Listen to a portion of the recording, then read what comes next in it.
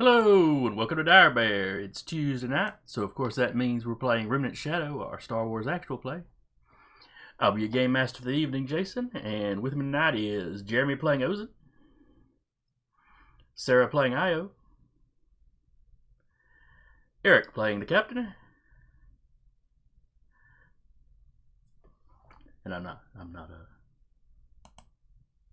can't see Rappy, of course, so is Rappy with us currently, or? Yes, I'm here. I'm Okay. here until like 6:50, 55. All right. It occurred to me just now I should have checked with that before I turned everything on. Well-oiled machine. Yes. We are truly professionals. So we've got Rappy playing Keltzer, of course. And we left off last time. I believe the crew had just managed to escape from Fibuli. It's a weird planet. That planet. Yep. Star Wars pronunciations. Like we kind of make up the planets. You think we'd give them a good pronunciation? The key guide. Sometimes Just I wonder like if they just planet. had like a bag of random syllables that they just reached into and pulled them out. They just grabbed like a Scrabble game and just chucked a handful of letters at the board. Worked for me last game.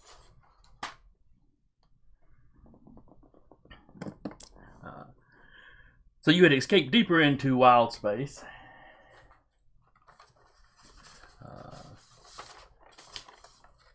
I forget if we picked an actual planet y'all were heading to specifically or not. Just away. I don't think we got that far. And going into wild space, there are a lot of unknown worlds. A fair amount of wild space is uncharted. Mm-hmm. You have some trade routes that cut through it, so of course the planets on the routes are known.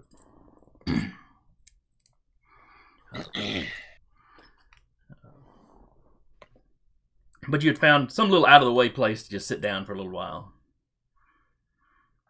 Io's got all of her data to go through. And she probably pass. Go ahead. No, go ahead. She probably passes off the one she got from not the main core, but the one with the relics and antiquities.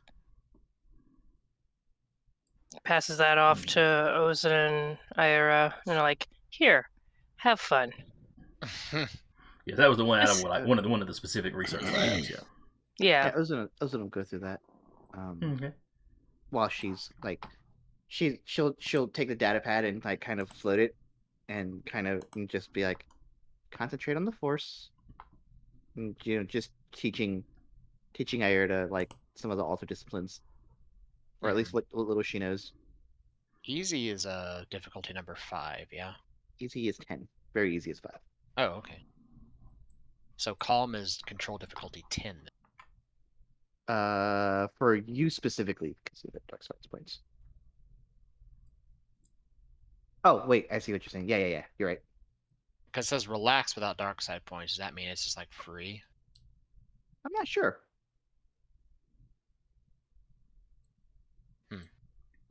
All right. Sorry. Very good.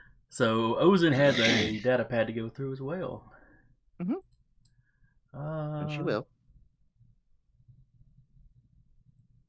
Didn't have more like. I think that it had more Jedi-ish looking stuff on it, or at least Force stuff. Ozin's main goal is to make sure it's not like a list of names.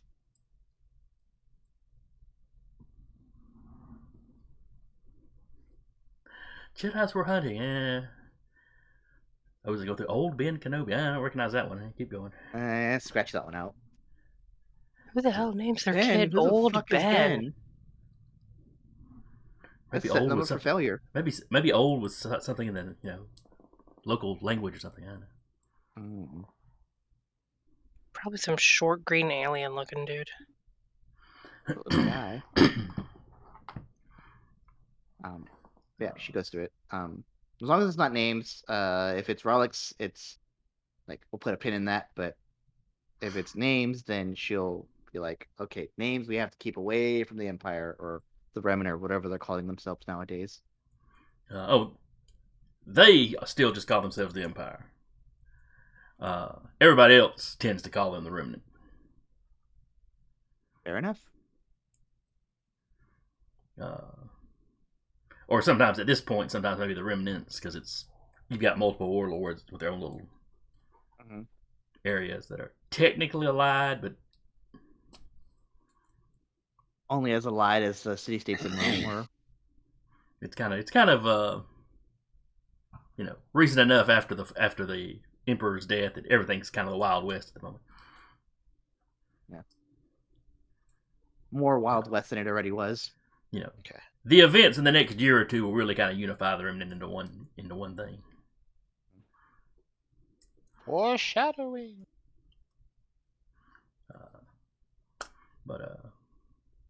So yes, you Ozin, you give it a quick skim. It is not a list of Jedi names. Nothing in here seems to be about like current, Jedi locations or really anything recent. Okay. They specifically identified some Jedi relics they've been searching through. They identify a few ancient Sith relics.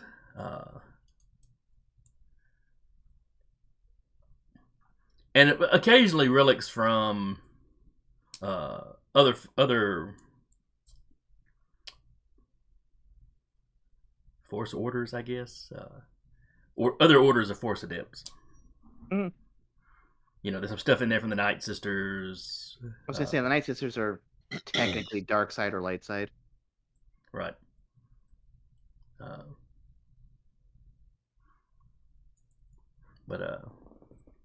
And some of the stuff is just kind of historical.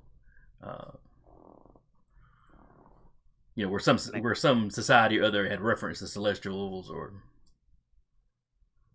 some random explorer that had gone off into wild space, claims to have seen something, that sort of thing.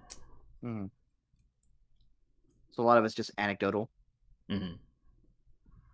Okay. Doesn't seem like they have a whole lot then.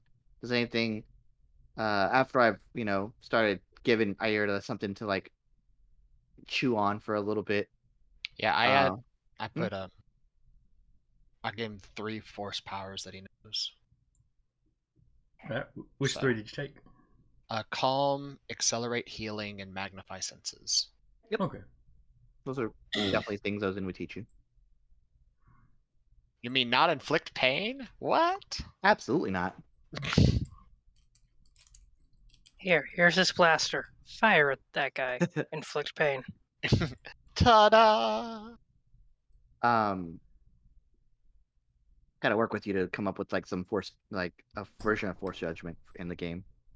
Anyway, so like a cursory glance is just like they haven't really found anything yet.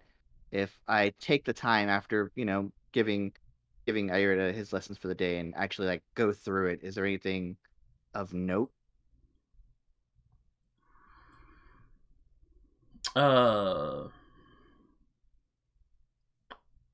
They have a couple of holocrons. They have not had a whole lot of luck getting them to work.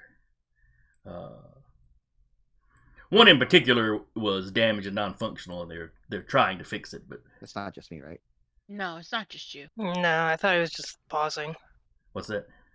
There you go. You like froze up for a sec. See, on my end, you froze for a second.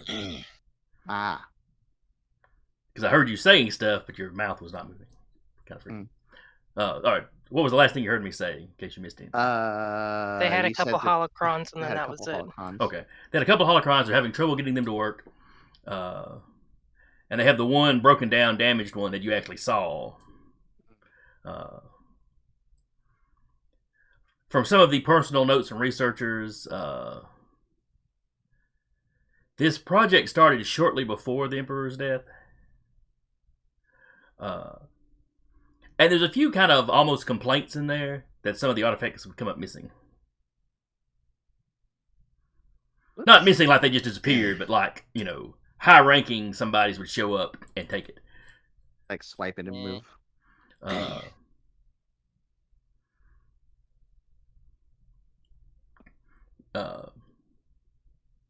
Give me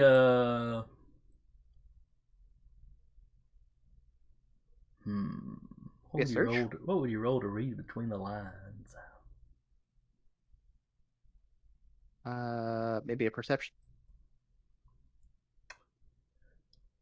Yeah, go ahead and just give me a perception. I don't see anything in the knowledges that really works.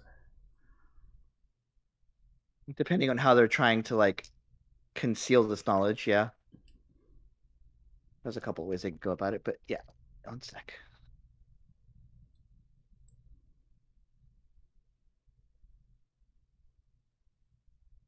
$15. Okay. It strikes you that the way some of the objects are described, that it was probably some of the Sith artifacts that were disappearing. That stopped being a problem once the Emperor died.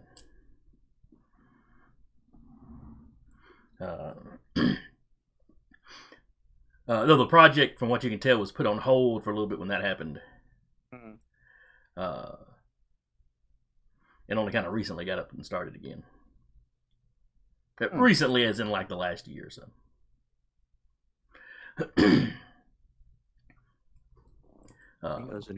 Yeah. But yeah, like I said, there was nothing in here about currently hiding Jedi. There's nothing in here about the research they were doing with the children. That must be a separate project or something. Different groups doing different things. Yep. Empire's a big place. Lots of stuff going on. Yep. The FBI doesn't know what the CIA is doing. Yeah. All right. Cool. Tight.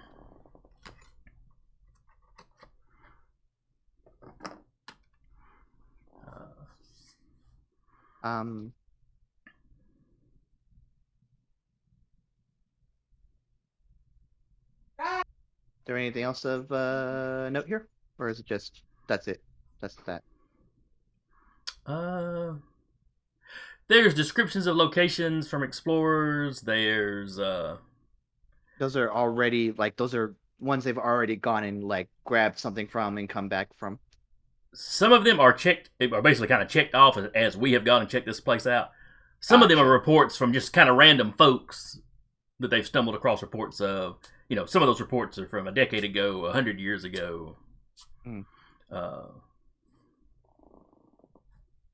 Okay.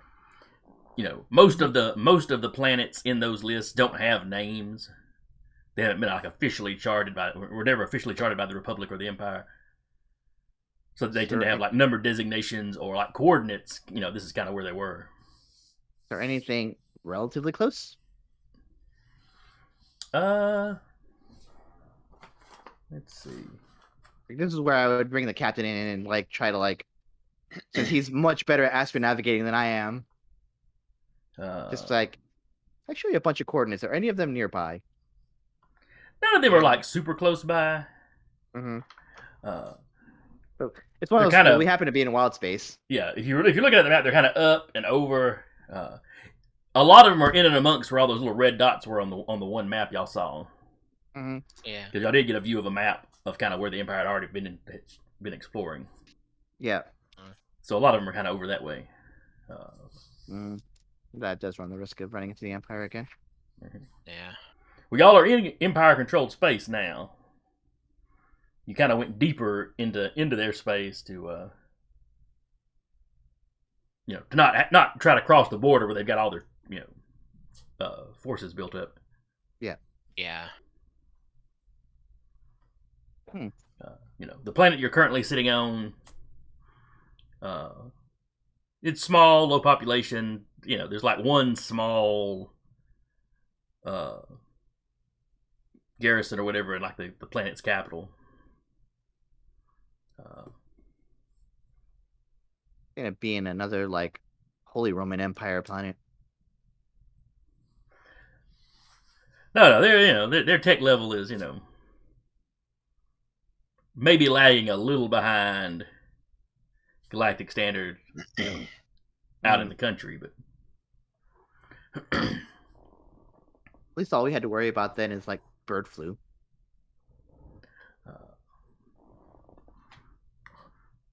But yeah, after a while, like, just like, all right, well, this is kind of a bust, but we'll hold on to it for now. Yeah, and it's better that we have it and they don't. Yeah, and there's descriptions of locations on some of these worlds that if you wound up on that world, might be more useful. It'll be a lot of like guessing, like checking back as we land on different planets. Then. But Io has the big database. Yes, she does. She's like locked herself in a room with a bunch of Monster and Red Bull and headphones. Space Monster, Space Red Bull, Space headphones. Why can I Yes. see that? It just has R2 standing guard outside of her door. Mm-hmm. There's like Dad Rock playing in the background. How many of you ever watched any of the streams on YouTube of like the it's like lo-fi, it's like playing lo-fi music in the background. And you have the little She girl is the lo-fi girl. The little girl sitting there studying. I'm just picturing a loop like that of IO on her computer. That's what I was imagining. A lot more twitchy and like cursing. Space calf. Yeah. Mm-hmm. Really gotta look. I mean, Audio Pajitas. If you guys are listening, we got you. I'm sure somebody's done a Star Wars version of that anyway. But so yeah, there's a lot of information here to go through. What kind of roles would you like? She's mostly just trying to like get overall what's going on. Okay. Like specific, or like she knows they're looking for something. So of course, trying to narrow that down, but just basically going through all of it to try and be able to give a summary of it.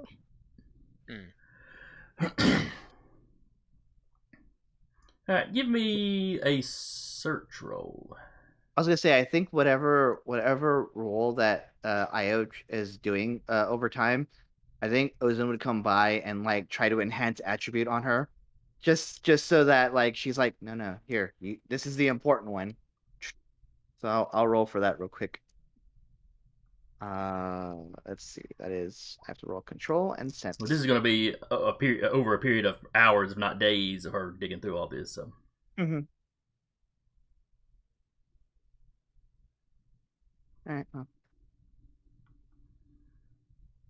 not gonna keep pinging her. Then fair enough.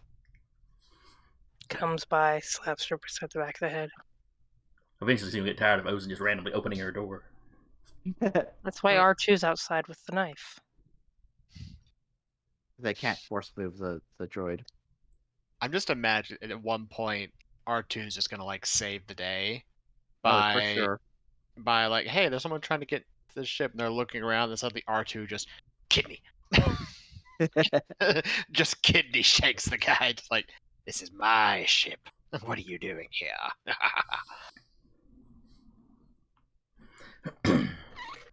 No, the end of the campaign's with all the droids steal the ship while you're gone. But I've taken such good care of them. Except for the Tell that to the buzz droids. The buzz droid, Yeah, they remember the buzz droids. Yeah. Do you even know the buzz droids' names? Do you? Yeah, 1 through 7. He repaired BL twice. And R2, because he did go duel a car. He did duel a car. And win. Mm-hmm. Yeah. How proud is R2 that he won a duel with a car? It's not something he wants to repeat. I mean, fair. He would. You did catch him telling BL about how he managed to stab it, though. All right, so I got a 10 on a roll. Yeah.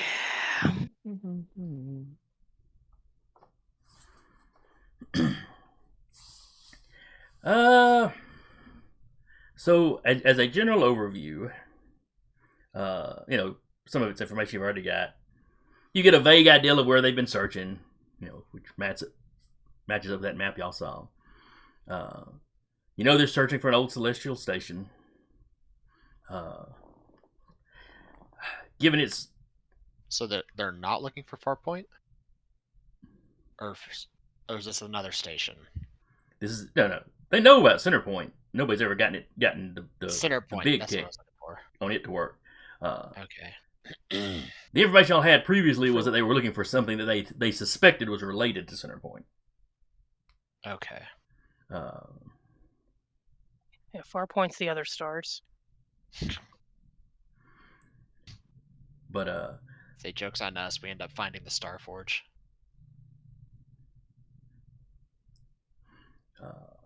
Why not? Now I lost my train of thought. I'm trying to remember where the Star Forge is from, but I remember now. But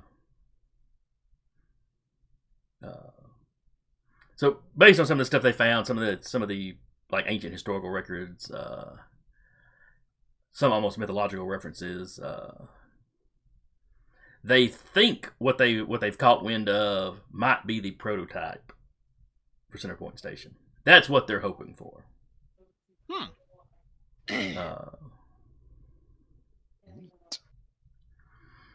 They have spoken to.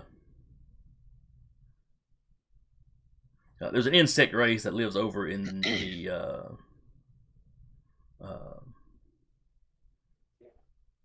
Shoot, what do they call it? The place Thrawn and the Chiss are from. Is it just unknown space? Or the unknown region? Something like that. I think so. I'm losing nerd cred. Not remembering it. On stream too. Yeah. Retro. But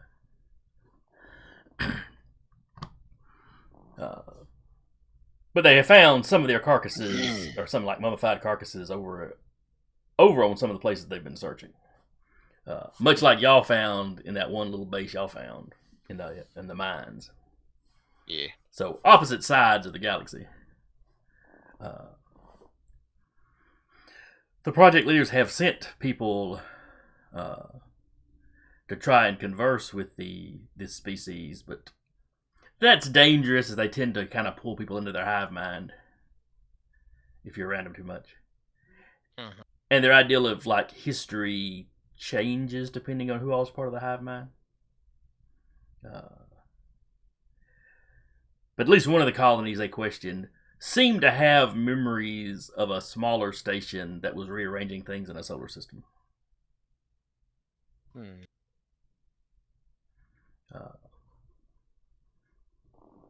So that is what they're hoping to find. And they're hoping if it's a prototype that it would be easier to access, might not have whatever kind of security Centerpoint's got stops people from using the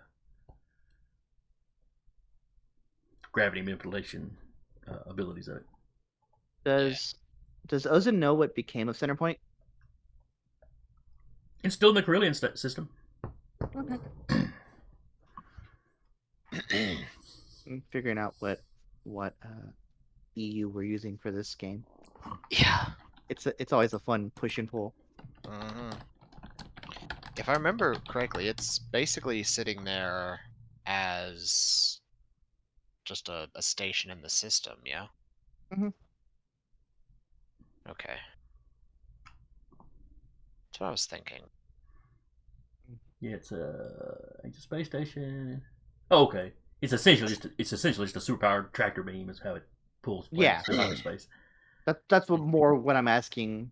A, does Ozan know that about it? And B, would she know what had become of it? It's generally pretty common knowledge what it's for. But it's an ancient something that nobody's been able to use it for that purpose. Sure. It's basically just a city, space station kind of floating out there. Uh, that insect race I've referenced, the Killiks, Killiks. Mhm. They have their own word for it that translates as the world puller. So very descriptive. Yep. It tells you exactly what it does on the tin. It really does, yeah. Yep, direct translation. Yep. But but according to those people, it was built somewhere around 100,000 years ago. Mm-hmm. I think more or less predates any current civilization. Yeah. For sure. And makes it one of the oldest, artifacts known. So their intention is to get like the prototype to see if they can have it under their control, maybe. Yeah, they're hoping. Yeah, like I said, they're hoping if it's a prototype, that it might have been designed to be a little easier to use. Okay. Even though from like the couple of depictions they've gotten of it, it's clearly not as large as Centerpoint Station. Also, famously, ancient civilizations made things harder to use, not easier.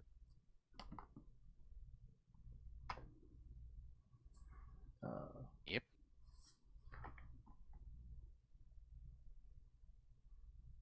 But yeah, let's see. Centerpoint Station is 100 kilometers in length. No, it's 100 kilometers wide and 350 kilometers long. So Centerpoint Station is larger than like the original Death Star. Mm-hmm. They are expecting this thing to be a little smaller.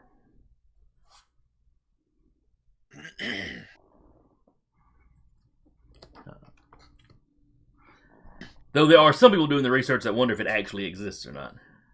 Yeah. Or if the Killiks are actually just remembering the initial construction and testing of Centerpoint. Because the Celestials would call them and basically pick them up and carry them where they needed them to do work. So they have no real concept of where in the galaxy any of this was going on. Mm-hmm.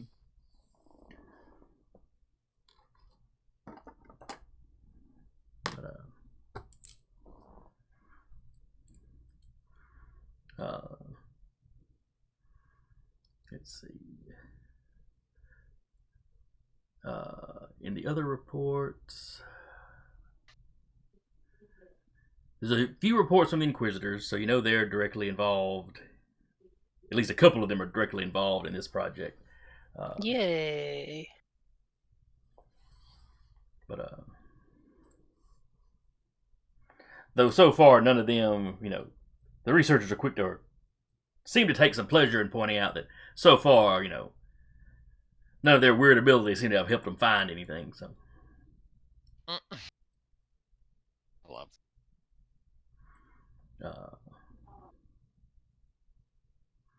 And you notice in the reports and stuff, there's no mentions of any Inquisitors. From like before the death of the Emperor.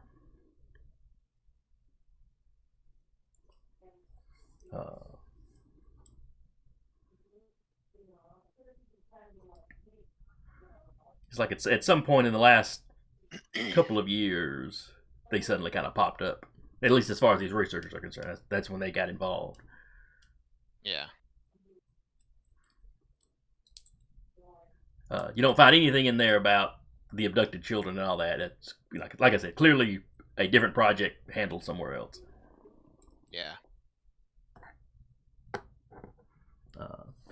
And there's still a lot of information in there, but that's kind of just the gist, glancing over it, that you get.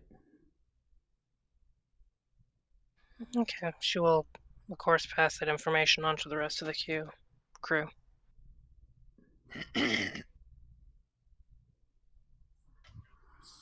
Gotcha. Okay. Alright. So y'all have been on this planet for several days now. I So assume Rappy. we're selling off cargo as well, Oh yeah, you probably do that. just to look legitimate. But what would Keltzer do over this couple of days while Io is head down over the computer, the captain of Ozen, or like in the hold of the ship practicing the Force stuff? Making sure they're all fed. Ah, that's cute. See, Every now and I'm again, picturing a bowl Mando just helmet being slides. used like a soup pot. No. Every now and again, a bowl just gets slid between Ozin and Aerta, and then another bowl. I'm just picturing full Mando armor, apron, Chef hat on top. chef hat on top of the helm. Yeah. Yep. Well, you wouldn't have to worry about hot grease splashing on you, you know. The safest way to cook bacon. Oh Mhm, yeah. mhm. Little grease gets on the armor, just protects us from the elements and lubricates. And dogs love you. Space dogs.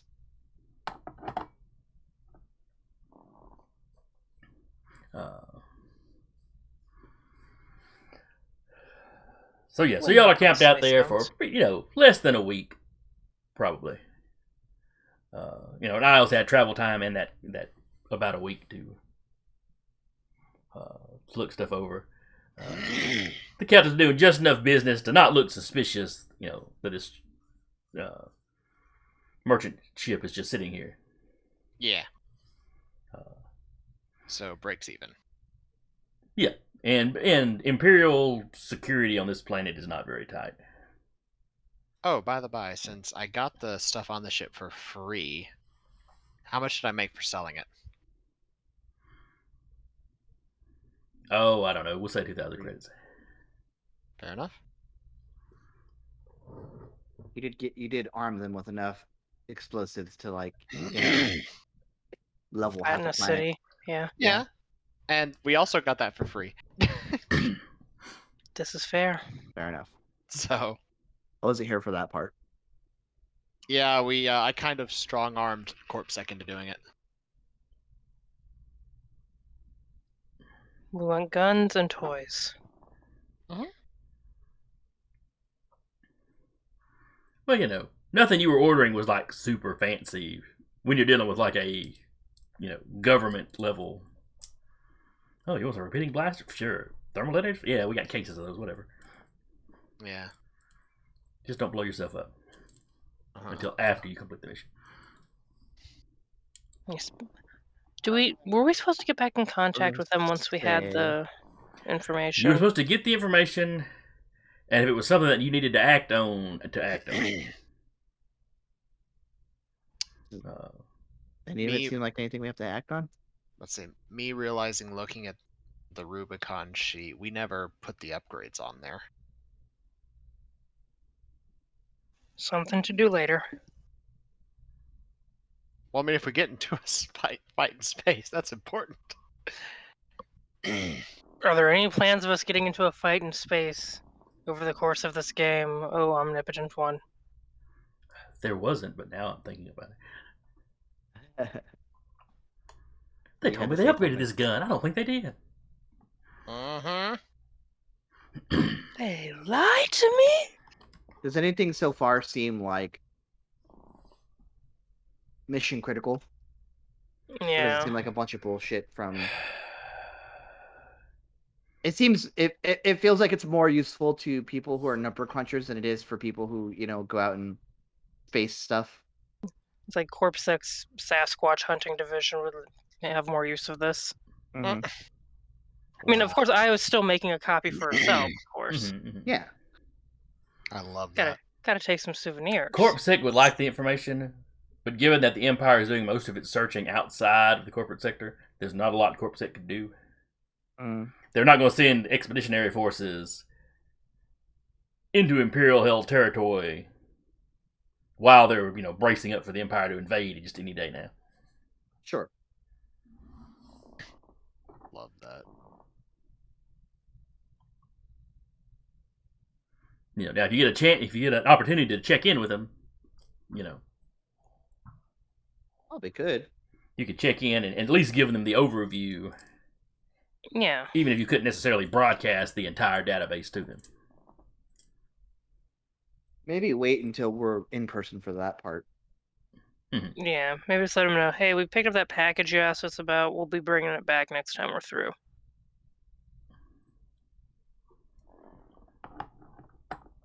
Got that really expensive local delicacy or something.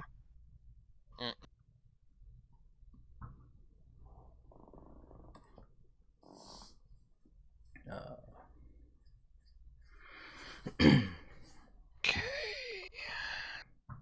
Do we want to try go searching for this, or... Right now? Oh. Or do we want to go back to CorpSec and be like, okay, here's what we got. I mean, honestly, the captain does want to see if he can. You know what?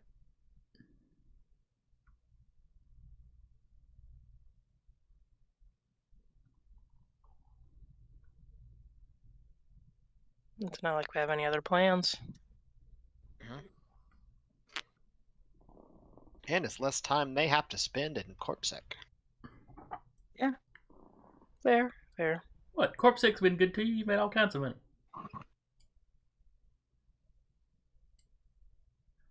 You paid off your ship. Not because of CorpSec. Well, it's from business you were doing in their sector, so Yes, but they didn't give us the money. you were using their infrastructure. Yes. Could you have made those trade routes you were using? No. We paid our space taxes to ride on those trade routes.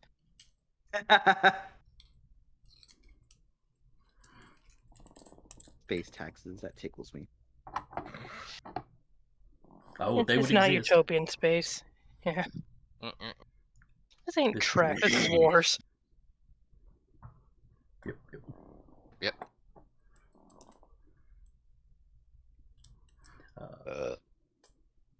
Sorry. Is that good? No, I just assumed it was Eric. Honestly. I wasn't looking directly at the screen when it happened. Alright, with that, Colby sleeping. That time I gotta go run and pick up the roommate. Alright, we'll be here when you get back. Yep, They're I'll be safe. back when I get back. The rest of the party may be dead, but you can carry on. Just Doc and Kelser. Just like it started. Hunting bounties. They're safe. Alright, thank you. Alright. So if y'all are wanting to try to find this thing before the Empire does, how are you going to go about it? What are you going to try to do to jump out ahead of them? What kind of like simulations or anything have they run to try and like triangulate it?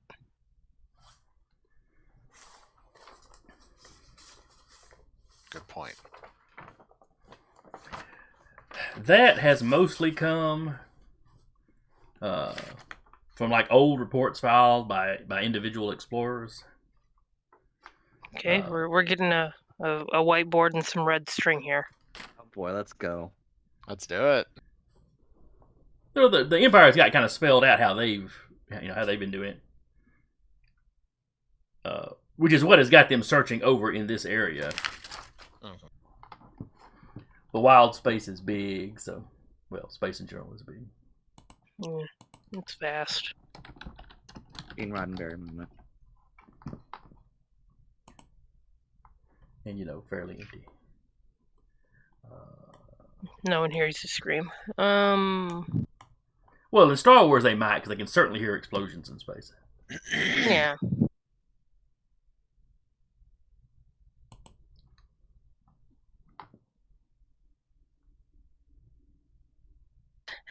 It was made, X amount of years ago. Have they tried, stuff moves over time. Have they tried kind of like doing any kind of rewind or anything to kind of see, like, okay, this might have been what stuff looked like during this time, period, or this time period. They have done some of that, but even given the couple of thousand years you're dealing with, star systems haven't moved that far. Maybe an inch. Yeah. Well, like any planet, destroying events or anything like that. No supernovas in the area. No Death Stars. No tractor beams. Yeah. So like I said, they triangulated it down to this kind of this big area, and they've just been hitting individual planets through there. Okay. Some of those planets they have found artifacts on. And I say artifacts. Sometimes it's something as simple as some cave paintings. Yeah. They landed and the cave paintings were something the locals were aware of and kind of showed them. But... Can we take away? Oh, go ahead. Yeah.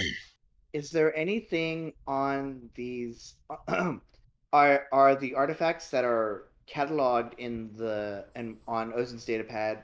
Are there like 3D models of them? Is there a JPEG of them somewhere? What's going on here? PNG. It's a bitmap. There's the file that you need to present like a hologram of them. Okay. Yeah. That's mostly what she's gonna look through. That kind of blue, poor resolution hologram that they have in Star Wars. That everyone just automatically knows what everything is on it. That's how it works. I guess she'll try to go through some of them and just see if she can pick out like a theme with some of the artifacts that they found in that area. Maybe that'll help out. Okay. The ones they have found over here in this section of Wild Space don't tend to be Jedi or Sith. A lot of the stuff over here, it tends to be like, primitive record keeping. That in some cases they got out of museums on some of these worlds, because the world isn't necessarily primitive now. Sure. Like I said, there's some cave paintings that depict beings that they are interpreting as the Celestials. There seems to be a male figure in black, a female figure in white, and then a larger, older figure that seems to be presented as kind of standing above them or larger than them, or that they seem to be kind of deferring to. That figure in black and white, does that sound similar to the hologram of those two from the asteroid base? Yes. Or, now keep in mind, this is like cave painting, so, Yeah. The holograms, the recording you saw from the asteroid base, there was a woman in white and a dude in black. Yeah. Okay. We have a copy of that, right? I think you kept a copy. Yeah, we did. Yeah. Absolutely kept a copy. We actually have one of them in the ship. Because you had the the creatures you were dealing with, space doggos, or whatever you want to call them. In the hologram, they seem to be affectionate towards the woman and maybe a little skittish around the guy. As in, we'll get one of the cave paintings and pan it around so that everyone else can see. Does that look familiar? Yeah, the asteroid. Yeah, it does. Now, you never saw the older figure in any of the asteroid holograms.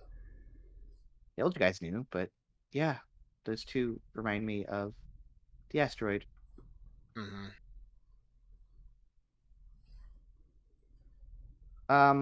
We saw footage of them, right? We saw really beat up security footage. Well, the asteroid base was not in great shape. Right, but we were able to catch a couple of glimpses of some movement. Is how I recall that being. Yeah, y'all even heard, I think, a little bit of conversation, maybe?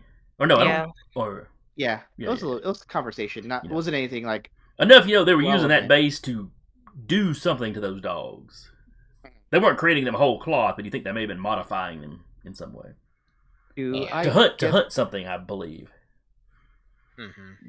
outside of like what they're doing, like just in the way that they spoke to each other, did it seem like brother sister, like husband wife? Uh,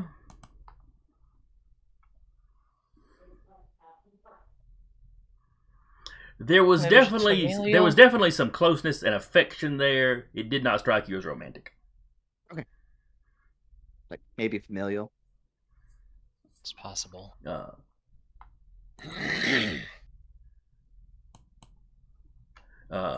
Familiar would be probably a good way to put it. Okay,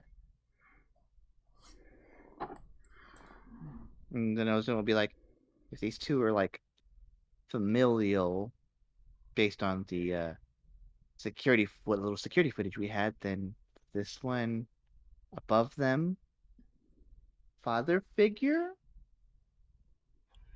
Could be teacher, could be father, jailer, judge.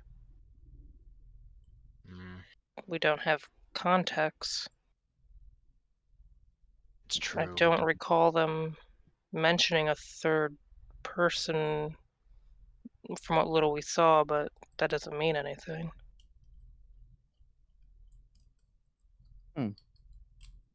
It could just be representative of something too.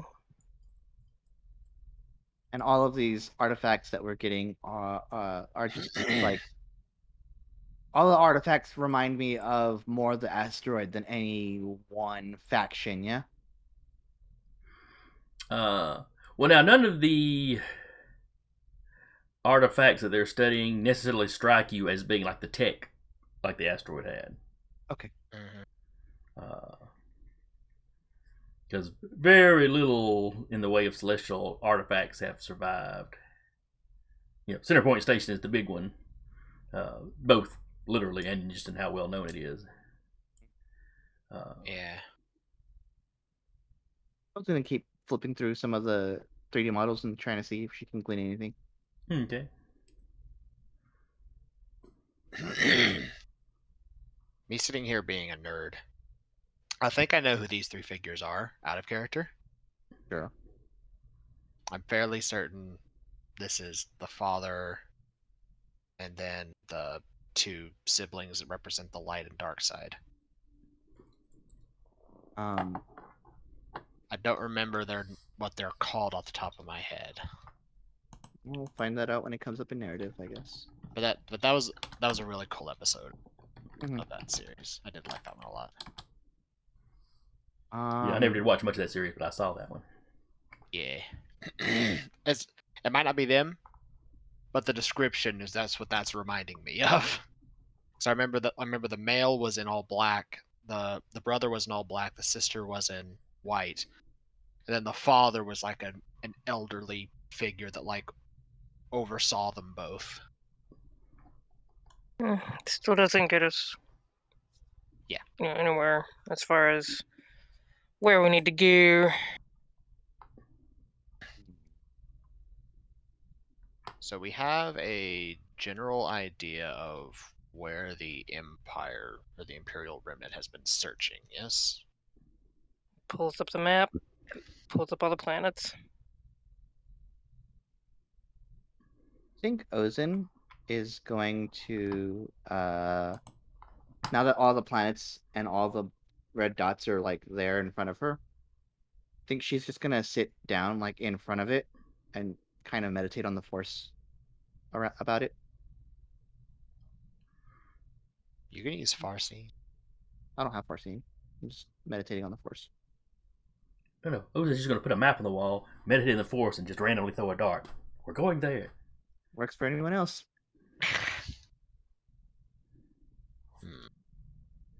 Well, we can give it a shot. She's already closed everybody else off and is just like eyes closed, just Yeah. reaching out to the force.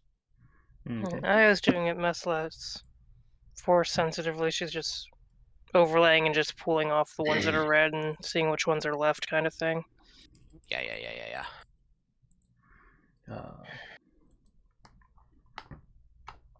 So yeah. All right. So you're correlating between the planets the Empire says that in the records that the Empire says it's already kind of checked out and explored. Versus what now exactly? Because you don't have a complete map of this area. Nobody has a complete map of this area. I mean, if there's any planets that are left that they haven't explored that are still on there in that like general area, Mhm. maybe even a few that are outside of the area. I mean,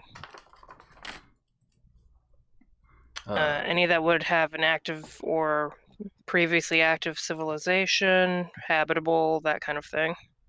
If it's just Okay. like a dead planet and it's always been a dead planet, she's just going to take it off the list. Or if it was a dead planet and like made habitable, terraformed or something.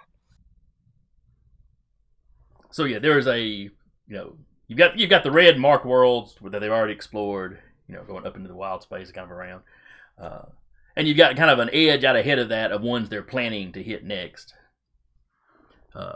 Some of them have sent probe droids to make sure there's just anything there really.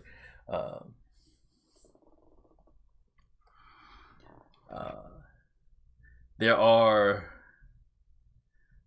3 planets listed that they have not got anybody there yet, but they know from previous records that there were life forms and a civilization there. At least as of a couple of thousand years ago.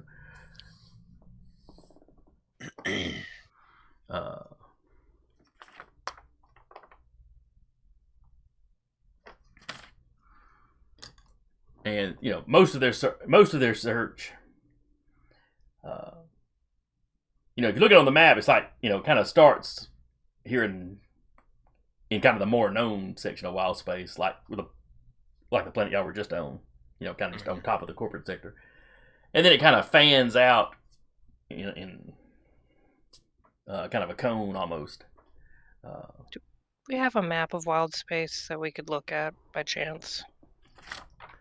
I have not found a very good map of wild space. Or even just a map in general.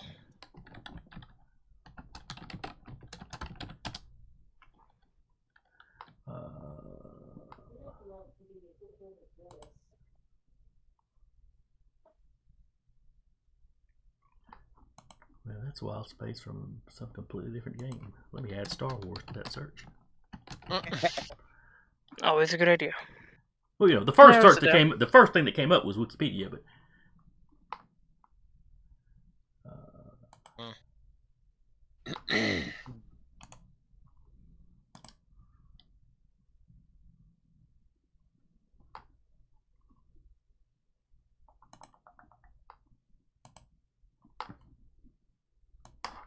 let's see if it'll go up in the chat over here.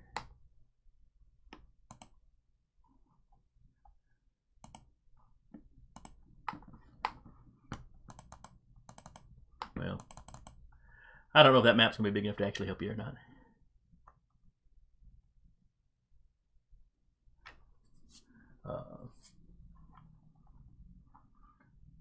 Like I said, you've got a few trade routes that go through there, but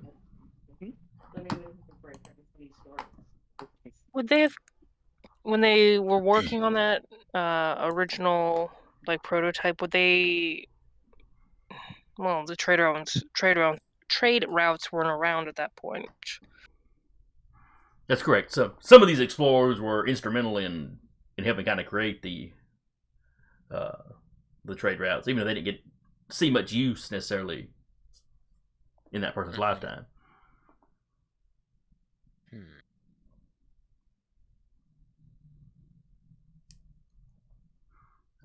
Yeah. I was going to do that, but then just look over and be like, oh, Ozen's doing Ozen things. Yep. I think I will activate 10th Path. All right. And how does that ability work exactly?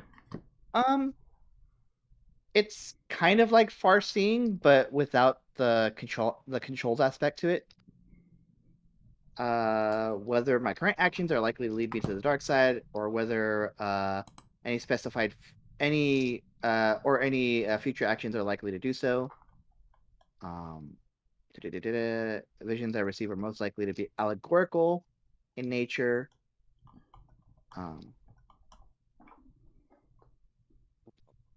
When giving results, be honest but obscure. Oh, that's you. We'll go ahead and read that part too. Yeah. Sure. When giving the results of the power, be honest but obscure if the character has gained any dark side points and is attempting to atone. This power will tell them how successful they have been within the game context. Okay.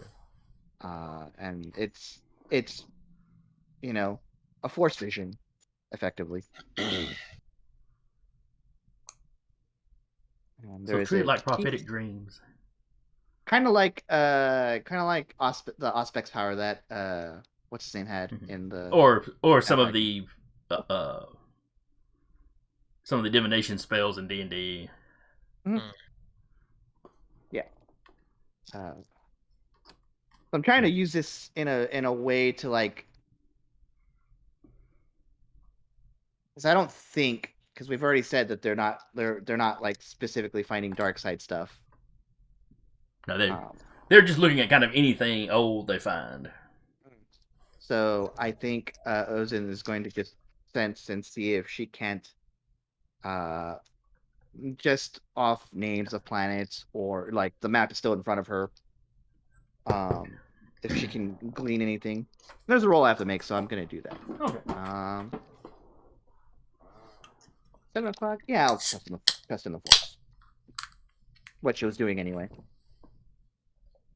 I can survive 2 hours. 2 more hours at force point. Yeah. This feels like mostly a research one. We should be fine. 30 exactly. My difficulty is moderate, so I probably could have gone without. But I hit 30. Just out of curiosity, how many dice did you have in that pool? 4 times 2. Okay. Because trusting on the force. And I still haven't gained a dark side point, so. Yeah, so you could definitely have hit a moderate with just your baseline. Probably. But you could easily have, it could easily have gone either way. Loved it. Yeah. Mm-hmm. I wanted to nudge that in my favor. It was like when I first started using lightsabers.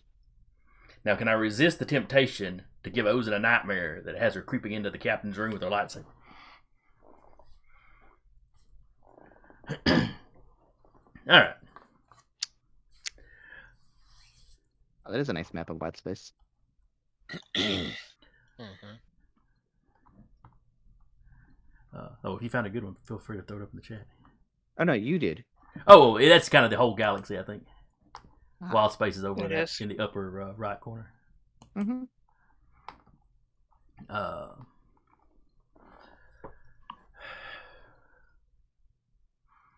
Okay.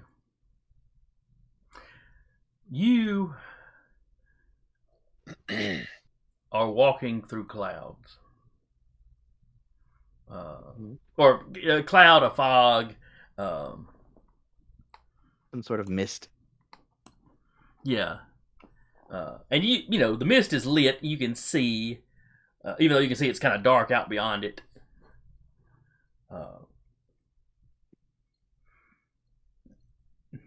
There are, dark out beyond it, other than the pinpricks of stars. And, you look up, stars are above you. Look down, stars are below you. Does it look like the map? It looks like you're looking out into a night sky, or it's like you're standing in the middle of the night sky, surrounded by it. Interesting. You're walking through space. Yeah, it's pretty cool. I think you all see Ozin's like head just crane around. You are wearing traditional Jedi robes. Do I look younger? No. Okay. That's cool. The like browns and earthy colors. Yep, 3 shades of brown Jedi.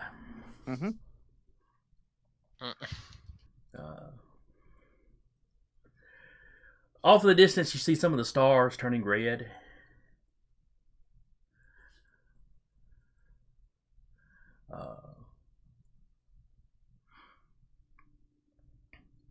And you get this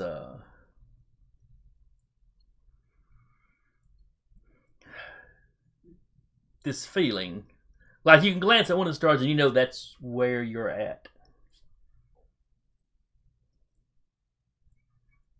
Hell of an astral projection. But whatever's causing the stars to turn red, it keeps spreading out. And some tendrils of it are heading in kind of your direction, even though the bulk of them are going off away from you. Both away from where you're standing and away from where you think you are. The other you are. It's getting confusing. I love it. Where you suspect you can feel the presence of your ship and your crew, and where you physically are. Yeah. Which is kind of back behind all the red. I've had this dream before. You're fine.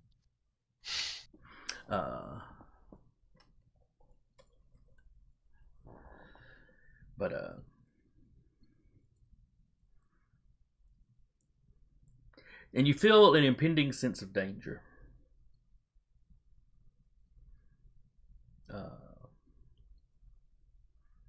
Not of the dark side in particular. It doesn't feel like that sort of evil.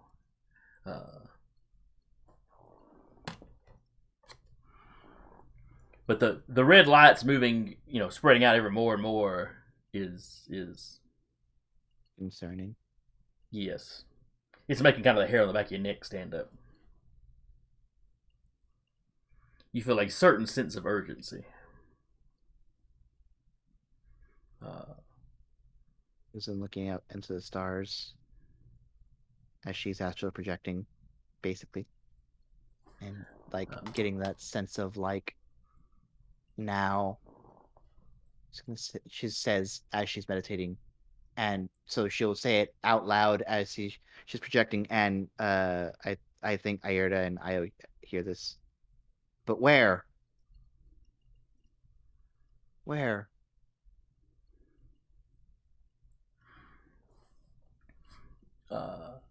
As you turn around, you kind of half stumble and you turn, and there's a star there with you in the mist, fairly close by. But you can kind of see through the mist and out in the distance behind it.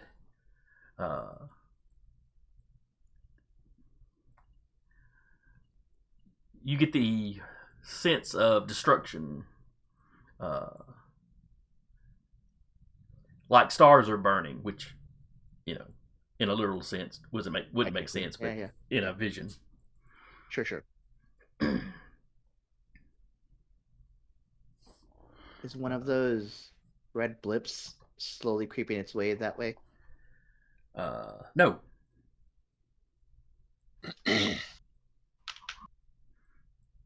From the position you were originally standing, the red blips are kind of, to your left, spreading out. Like I said, with some of it spreading kind of almost like it's looping back around towards you.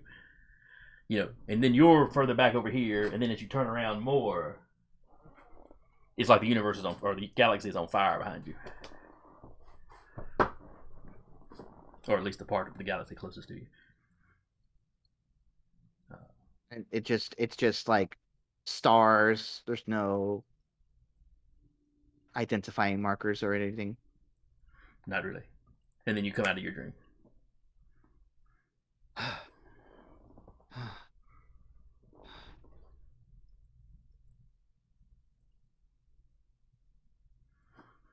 Oh, we need to find that thing.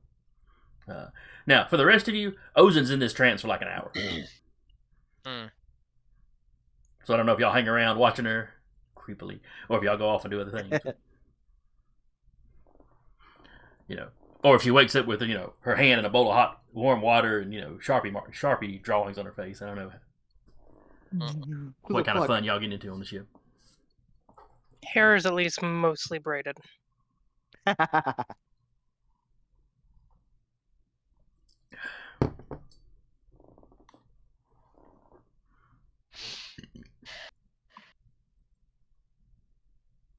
But yeah, Ozin will get up shakily, kind of look behind her, just not. She knows she's in the ship, but it's still like that like, seeing it still, and just like, The emotions of the experience are hanging with you. yes. And then, is the map still up in front of Ozin if it's been an hour? Yes.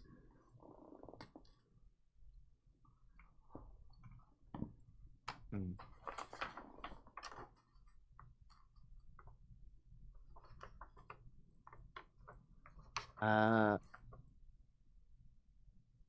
How zoomed in is it? How zoomed in did you make it? Because I think Ozin, like, seeing all the red dots would, like, pan out. Okay, so you kind of reach out and shrink it down a little bit. I mean, Well, not like that, because zoom it's it. Star Wars. You have to tap on something. So. Yeah. But just, like, pan out to get a bigger view Okay. of all of the rest As you of the pull stars. out, as you pull out from Wild Space, or that side of Wild Space a little bit, you see a little bit further over. You see where y'all are at now. Down kind of at the bottom of the map, you're seeing kind of the top of the corporate sector.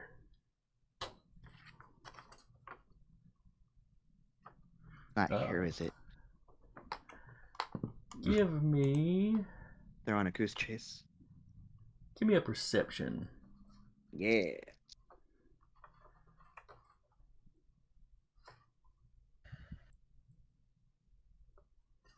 17. That's a moderate. Mhm.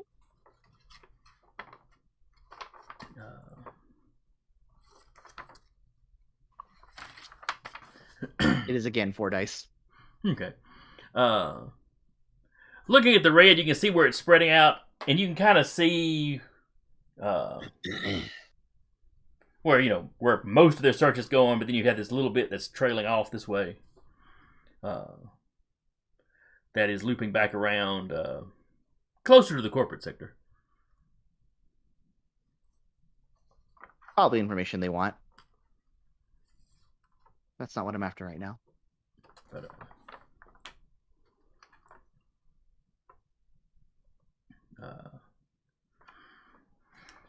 other than that, you think at the beginning of your vision is the red dots were kind of where they're out on the map.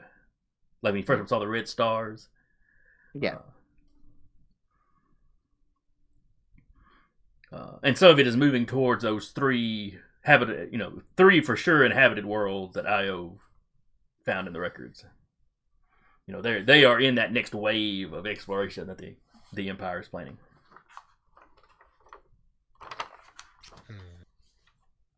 They're on a wild goose chase. They're not gonna find it. They're going the complete wrong way. That's an interesting assumption to make.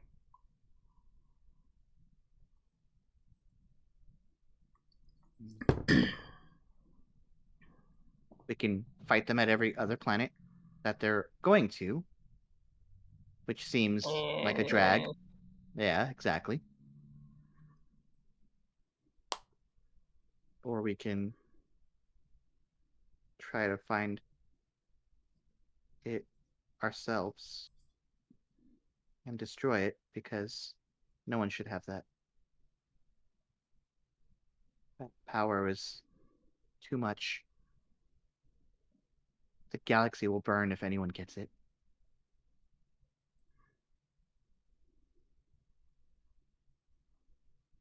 See, now y'all are going to show up to destroy it. And you have Indiana Jones there screaming that it belongs in a museum since it's 100,000 years old. Has architectural significance. Mm-hmm.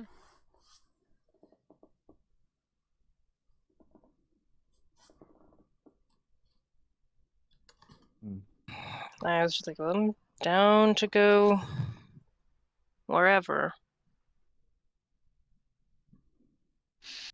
I don't think there's much folks out that way to trade with, unless, find some wayward, nomadic people. I don't know. Well, it's not that there's not inhabited worlds out here. There's not part of the, a lot of them are not necessarily connected to the galactic, larger galactic Yeah. culture or whatever.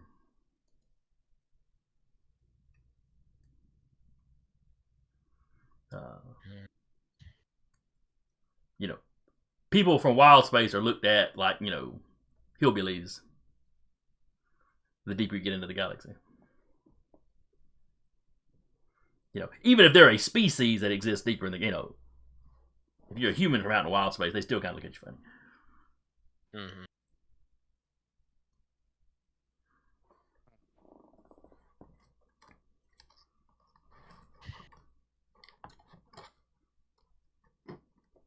I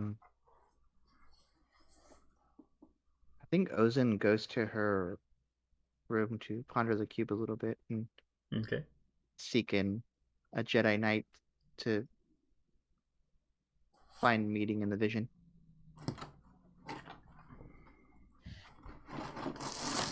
So you guys do what you're gonna do, and I will ponder the cube. I don't have my cube today. Forgot to bring it with me when I came over. Mm-hmm. For shame. Ponder the invisible cube. Here, ponder this cube. I will. It's the exact same cube. Ooh. Too much light on it, though. You can't see it flickering. Oh yeah, I do kind of see it flickering though. So do we go? Do we stay? Do we let the universe do whatever the universe is going to do?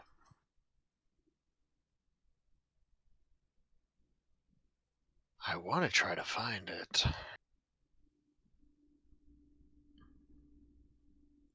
Thing is, if us 5 morons on this boat are able to find it,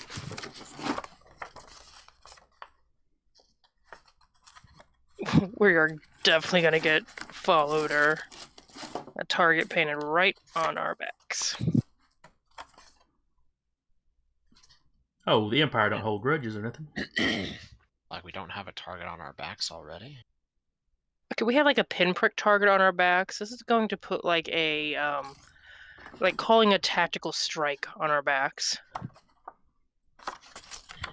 This is like a kick me sign versus like destroy on sight.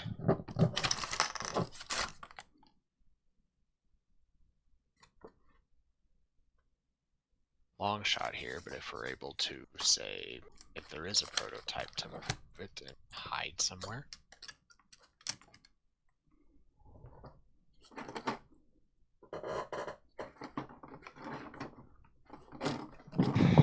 Who knows? And it's not like we have anything else to do. I don't know. Yeah. Poor Io. She just wants to not die. That's all.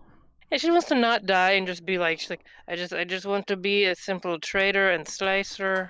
Occasionally stop somewhere for good food. A tradesman, That can be occasional weird. thief, whatever.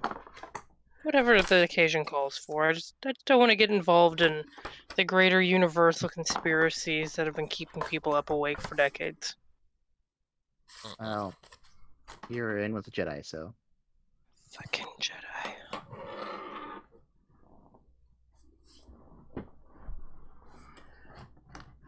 What can you do? It's the will of the Force. She's very much that. I don't believe in Hoku religions, kid. Well, that's too bad, because you're on the Force's gag reel. The Pirates of the Caribbean. You best start believing in ghost stories. You're in one. Mm-hmm. Yeah. Very true, very true.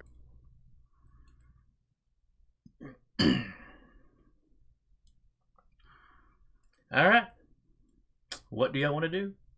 Return to the corporate sector and pass on the information? Try to get out ahead of the Empire in their search?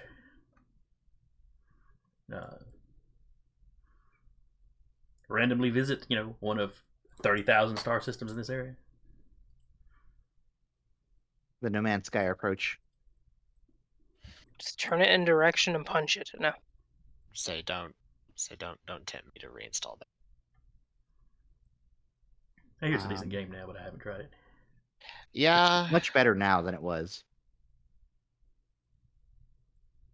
I think Ozin would suggest after she's done reconvening with the Jedi Knight. See anything? Any insights? Okay, what were you? Sorry, I was digging around trying to find the index card with his name on it. I'm back. Because I ran across it. Back. Welcome back, Rapid. Thank you. So yeah, I think the idea is that I'll ask him like specifically about my vision.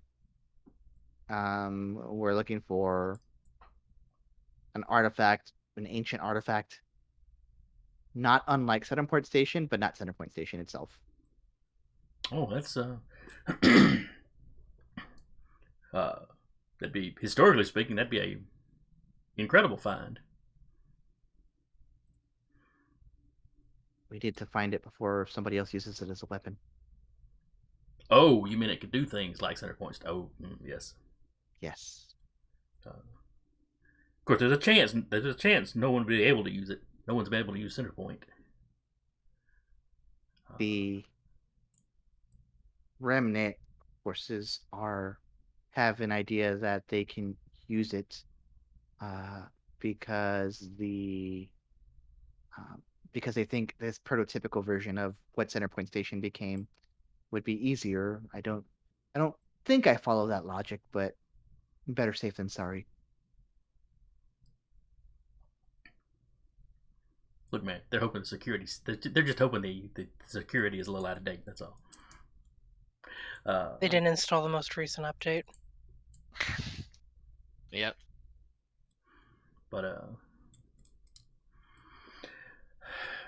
no, he doesn't have any special knowledge of celestial artifacts or anything. And you tell him about his vision, and he just tells you that visions tend to be very personal.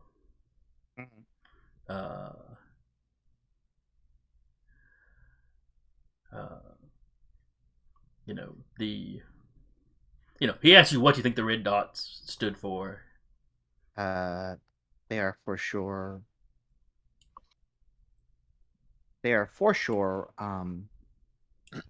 places where the Remnant forces have gone digging. And of course he'd have you relate the entire vision to him.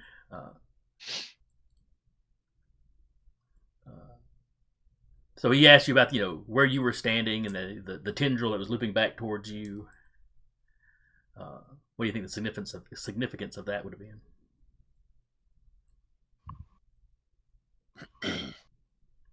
And in case you're really confused, Rappy, Ozin sat out and meditated and had a force vision. Gotcha. Thank you. She's breaking down every bit, and she thinks, well, if someone's coming back this way, maybe someone else is on the trail.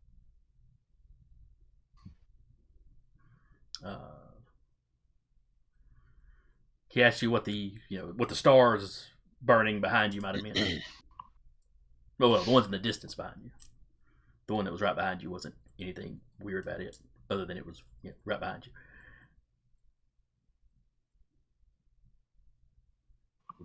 you. I feel like if we do not get this artifact and even as much as I'd hate to say it, destroy it, the ramifications could be destructive for the whole of the galaxy. Yes, there are very few of us Jedi left in the galaxy. It is unlikely that it is random chance that has you in the vicinity.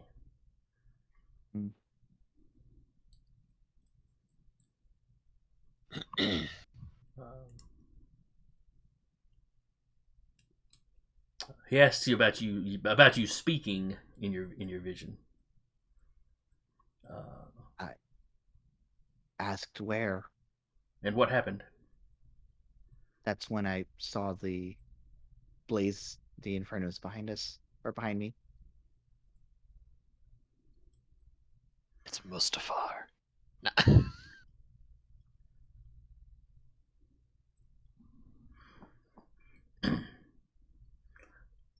Yeah, then you go there, you look up the hill, and an Inquisitor's standing there. And you just go, nope. It's over, Turn around, walk Ozen. away. I have Yeah. the high ground. Pull out gun. Oh, really turning into Indiana Jones.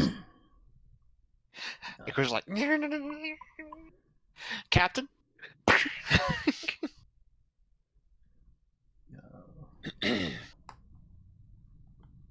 Give me a perception check. Mhm. For lack of anything better that you could use. I thought you were about to say for lack of anything better to do, and I was about to laugh. 16, 18. Okay.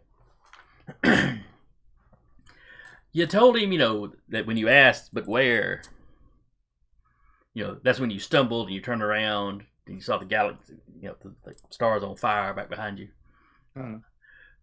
But that wasn't the first thing you saw when you turned around. A star. You saw a star up close to you. Did that? Yeah, it was in the All mist. the other ones were it was just- in the mist with you. So all the other stars had like random, like they were very unspecified. Besides being red, They were like little stars off in the distance. Yeah, little pinpricks in the distance. And there were some of the ones in the mist with you. There were some pinpricks in the mist with you. But when you turned around, the one behind you was like maybe baseball sized. Do I get into it? Did I see any distinguishing characteristics about that one?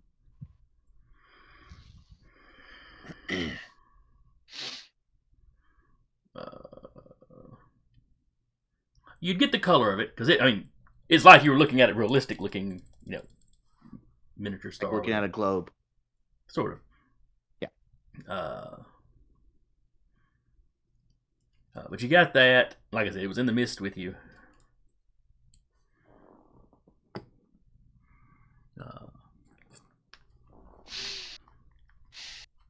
That's about it because it's a big burning ball of plasma. Think for a second.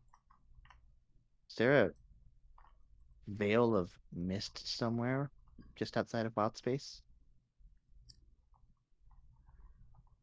Are you asking the old Jedi that? Yes. The holocron.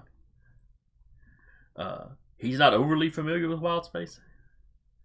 Fair enough. Jedi rarely ventured there. Well, Guardians of there's the one here. Republic and all. Sure. Well, political lapdogs. Yeah. Well, this has been. Thank you for helping me walk myself through this.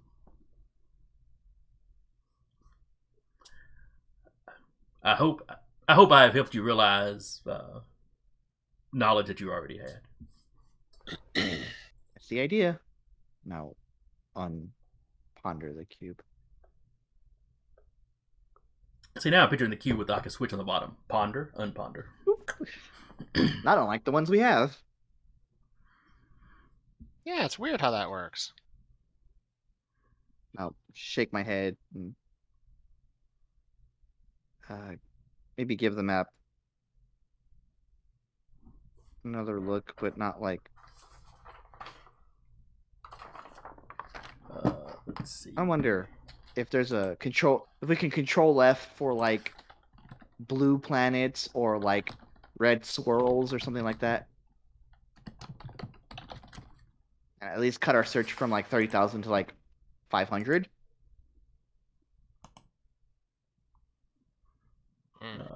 There might be some kind of way to do something like that. Because now I have the color of the planet. Well, of the star, yeah. Of the star, yeah. That's true. So I have thrown the corporate sector map back up in the chat for you. I need. Though it looks like, oh, that's a little bitty map. That was not the larger map that I was looking for. I wonder if it's one of those things that is kept intentionally vague.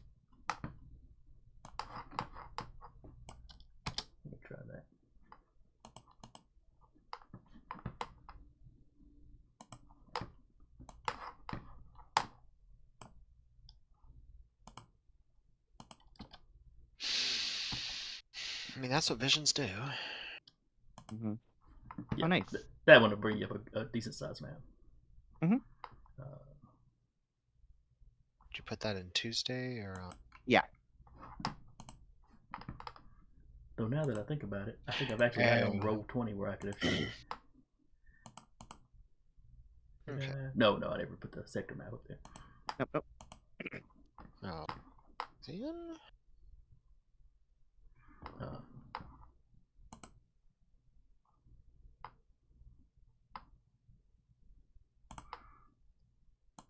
All right, so you had your talk with the old Jedi.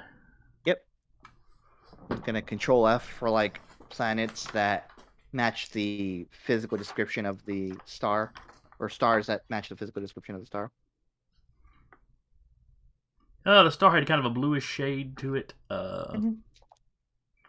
There's a fair number of those.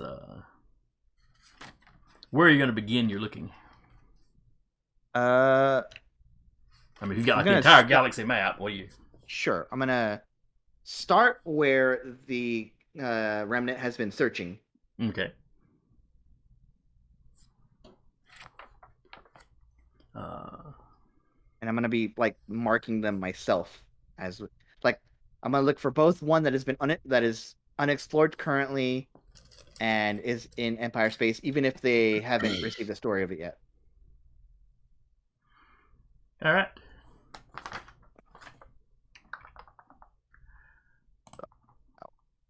Not all of those. Okay. However What do many there what may do you be. roll to correlate information? Y'all come up with such interesting things to try to do, and then I have to find skills to do them. You gave us this power. Look what you've done. I'm thinking outside the box because otherwise I'm gonna be fucking stumped. Yeah. When you had me doing stuff with like correlating newspaper articles and stuff like that, you had me do computer program. Computer program, or because it's because it's the stars, it could be astrogation. Yeah. Oh, astrogation a good one. I like that. I'm real good at that. Let me tell you. Are you? 1D. No, I'm not 1D because it can't be 1D. If only you had something on the ship that would help you with astrogation. Yeah. It has a knife. That has a knife. I'll like poke my head out of the door where I've been like kind of in a stupor. We also have that entire droid brain network that the captain. Oh yeah. How many dice of astrogation does it have? It doesn't have dice of astrogation. It improves astrogation rolls and reduces the amount of time it takes to make astrogation. Okay. Calculations. So I think at the level we have, it increases astrogation rolls by 1D, and it reduces the amount of time it takes to astrogate by, I think, 20 seconds? Okay. Let me double check. That's important when you're trying to jump. Yeah. Starship modification, astrogation module. Reduces time to calculate a route by 20 seconds and gives a astrogation bonus of 1D. This will pop her head out of her room, or pop her head out from where she is and be like, R2? You get a long, low whistle from down the hallway, like a little kid. It almost makes you think of a little kid, when their mom You're not yells. in trouble. Yep. So and so, what? Come here, please. Why? Yeah, that's R2. Yeah, it is. Because you're the best damn astrogator on this ship. Excuse me? Don't tell the captain I said that. Excuse me? He's right there. R2 comes rolling down to your room. I'll show the map and and I'll describe the planets I am looking for. Our R2 beats the captain by 1 dice in astrogation. So you kind of tell him what you're trying to do. Mhm. He turns around and rolls out of your room. And then kind of rolls backwards. You can see him in the door again, and whistles for you to come to the cockpit.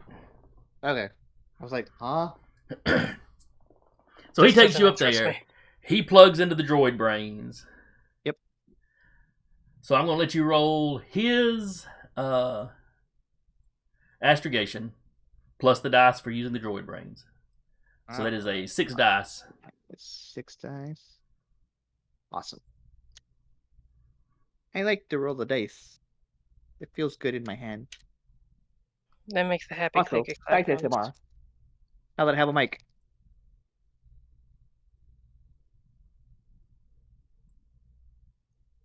$24. Okay. Oh yeah, that's well above the difficulty, or I should say the difficult rank. Oh, there goes Eric. Row. Well, on my screen, It's Jeremy, just this thing, yeah. you are the captain now. Look at me. Oh my lord. It's weird though. We've got his icon though, so I don't know why it switched all around window-wise. That's. I don't try to question anything Zoom does. It just does what it does. Yep. Welcome back. Thank you. Welcome back. Welcome back. What happened? My wireless adapter is a little old, and Hmm. sometimes it just decides. So we're not connecting anymore, right? So, All right. Do I need to re-invite you to Zoom? yeah, you're gonna have to. Okay. For a little while there, your icon stayed up, so I was hoping you would just hop you back in. But... Yeah, I was too, but then I got the whole an unknown error has occurred. Please join from browser. Well, all right. I guess this is my life now. All right, let me see if I can rearrange y'all back to where you're. I'm sorry. It's okay. Last Sunday, the icons game. Oh, we had so much. I had to go in and edit out segment, little chunks while we were waiting on somebody to get reloaded back up. Yeah. He has bad internet where he lives, out in the small rural community of Cleveland. Famously rural area, Oh. Cleveland.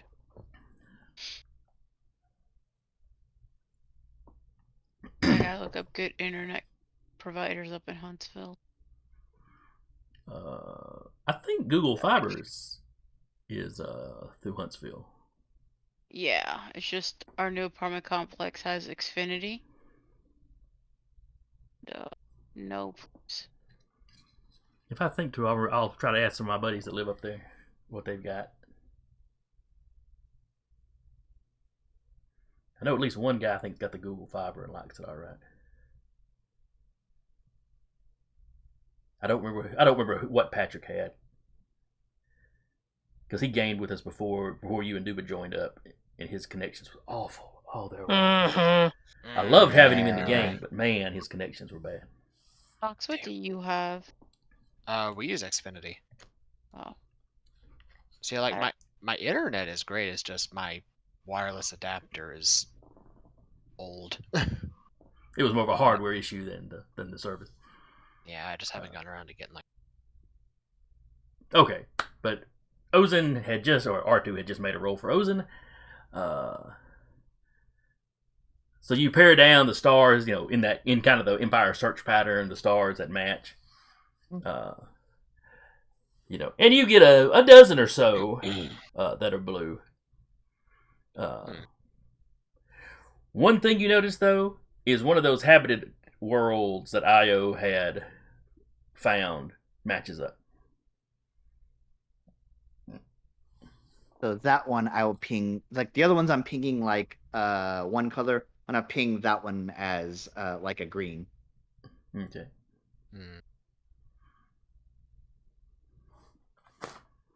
Ozen's like perspiring because she hasn't done anything like this in a long time. How does the computer work again? Not the computer stuff, the force visions. Mm. Well, as a Padawan, she may have never had a force vision before. Yeah, that's true. So even more so, like this is But 50 years later. Mhm. So since like I have reason to believe it's this one. Okay. I have all these other dozen ones as backup. or to let you know he found it for her. R2 is the best. Ping, ping. Pat Yeah. pat the dome. Yes, Yep. R2 is the best. But I believe this one is similar enough to the planet or the star that I saw in my vision that I will thank you all for not vandalizing me in the process. You're welcome. People can be cruel. Anyway, R2 would have. He didn't have room in the knife compartment for a Sharpie.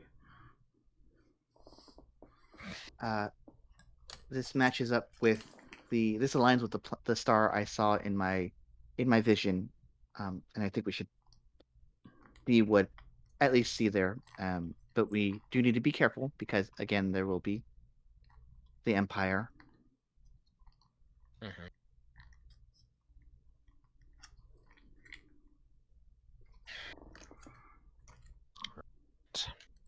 Up to you, of course. But this is what I've got. We've got both, and she looks at Io. We've got tech and less tech means of finding what we need.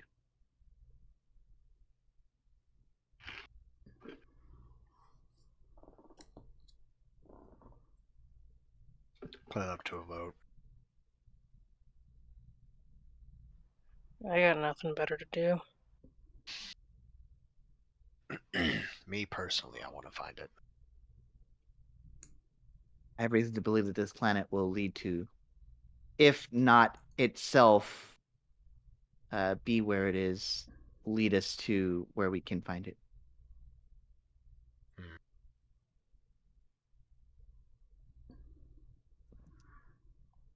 All right, so y'all heading up, loading up and heading out. Probably like supply up first and then Mhm. head that way.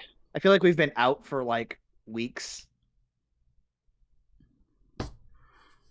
Travel time at all, it's probably been close to 2 weeks since y'all left. So probably your like last landing. a good opportunity to refuel, and get food. Space rations are not great. Well, y'all were set down on a small world, so food is no problem to get from these guys. Yeah. High rations. tech stuff they don't really produce locally, so that'd be a little iffy. But food, sure. Yeah. Food, basic medical supplies. Dive bars for Ozen to occasionally go to. Wow. Never actually I- gets sloshed at them anymore. She just to people has watch. a little saucer of tea and just while people are going about Saucer what of they're doing. tea? Is she Yeah. a cat? Yes. Well, the people in that last world y'all were on were, so that might have just been how she got used to it. There. Fair. She's like, actually, this works better. It steeps a lot quicker. Mhm. Wow. All right, so y'all are gonna head out. Give me an astigation check, whoever's doing that. The droid brains. Because this world is quite a ways off of any major trade routes, or even Yeah. any minor trade routes. What about toddler trade routes? About what now? Never mind. Wow. It was a horrible good joke. Yeah. I'll have R2 do the astrogation. Okay. Probably wise. Yeah.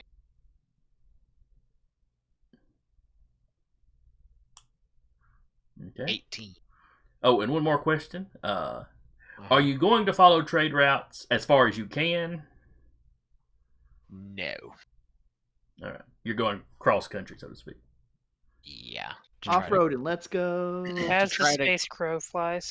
To try to keep any nonsense off of us, as it were. Do we want to rebrand as the Bright Lakota again, or some other alias? I mean, we are the Bright Lakota currently, Oh, okay. and Okay. then they're No, keeping the currently- Rubicon running around. Currently, you had been whatever the ship was that Corpsec had captured. Because they put you in, I think, as that, or did they? No, No, they just captured that ship and gave you its cargo and its manifest orders and stuff. yeah. Okay. We're running as the Bright Lakota. They're making it look like the Rubicon is still just poking around at various planets doing, delivery routes and stuff. Yeah. I Yeah. mean, Io could make us another,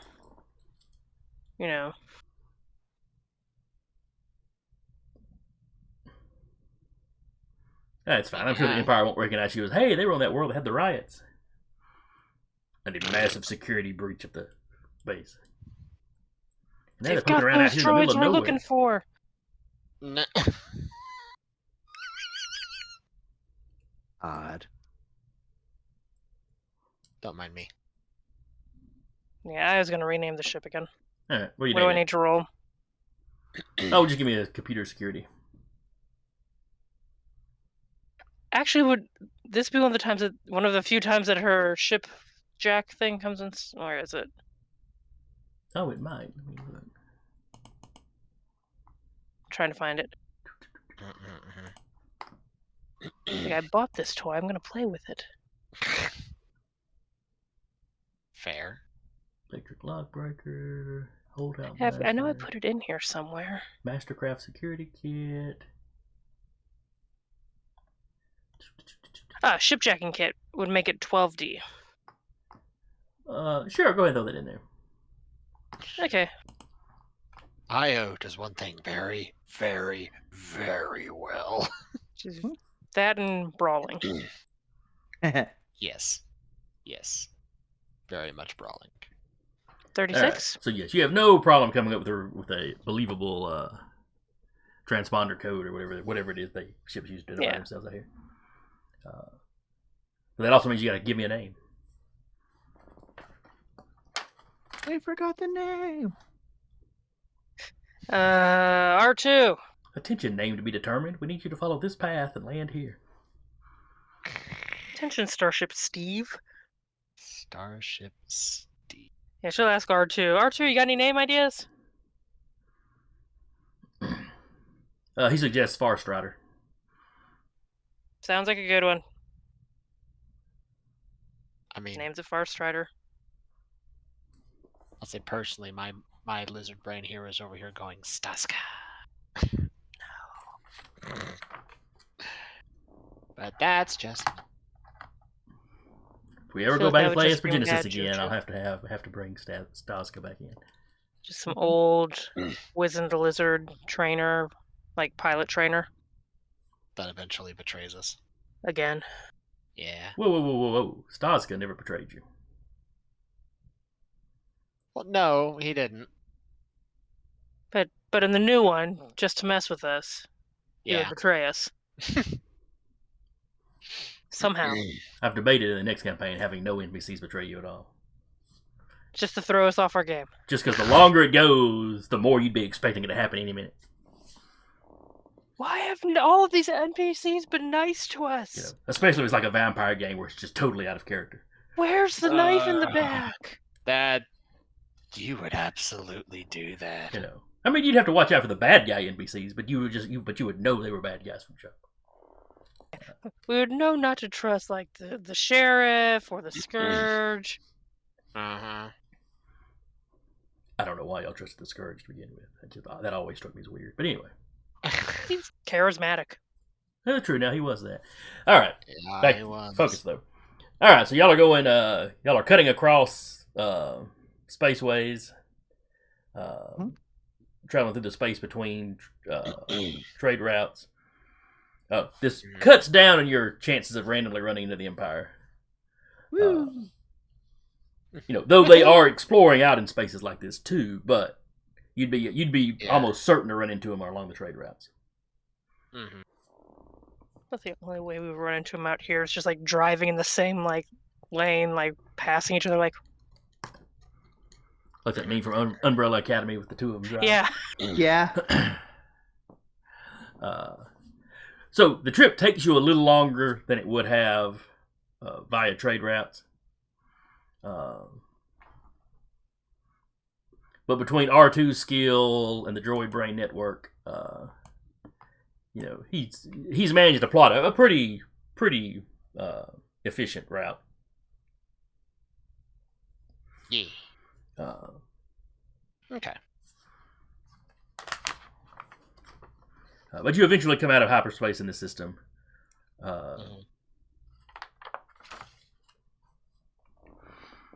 You topped off fuel before you left, which is good because round trip, it's going to take a decent bit of fuel doing this.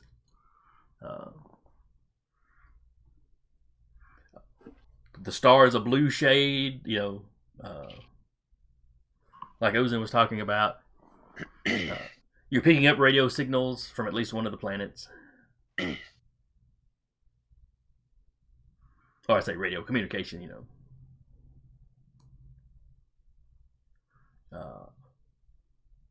some of which are like asteroid miners calling back to the, to the home world or whatever. So these guys are obviously out and about in their system. You're not running into another Bronze Age society or anything. Okay.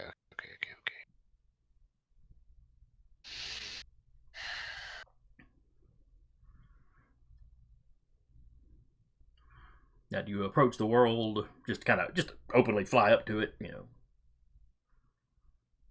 contacting them? Or are you going to try to sneak around? You currently see no indication of any Imperial presence. So they try to sneak around it first, see if we can't get any chatter to figure out what we're dealing with. Okay.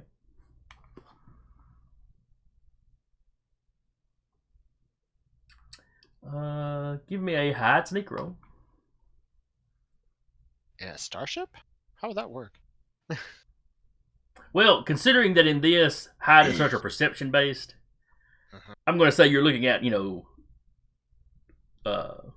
sensors. Okay, there's asteroids here, there's a moon here, Oh, okay.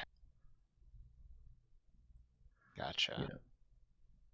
You wouldn't be able to hide like all the way up to the main planet, to Yeah. empty space, but Okay. 18. But you can try to keep yourself undetected for a little while. Yeah.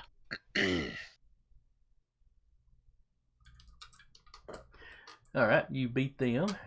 Not by a whole lot though, but so you sit there, you're just monitoring communications. And like I said, you've got ships talking to each other. Seems to be mostly mostly for lack of a better term, space truckers. Yeah. Pulling resources from different mining areas. There's apparently an orbital habitat that does a lot of food production, so there's some cargo shipping back and forth there. You're getting communications from some of the mining facilities between each other and the home world. You're picking up entertainment broadcasts. The HoloNet doesn't seem to be reaching out here. Probably no relays in the area. Okay. They are speaking some form of basic. But like some of their language is a little archaic. There's a lot of slang you don't recognize. Then context clues, you can kind of figure out what they're saying. Gives you every indication that this world was at some point it was inhabited by not refugees, immigrants from further into the galaxy, you know. Because the language has clearly shifted some, but not so much that you have any real trouble understanding it. Okay.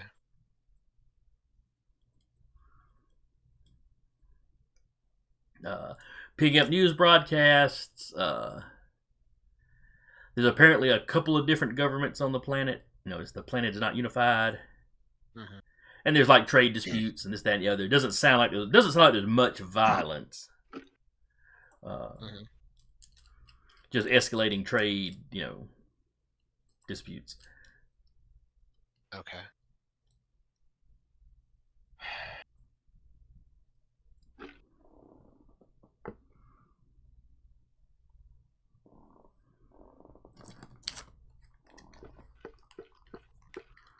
Let's see, what else we can pick up.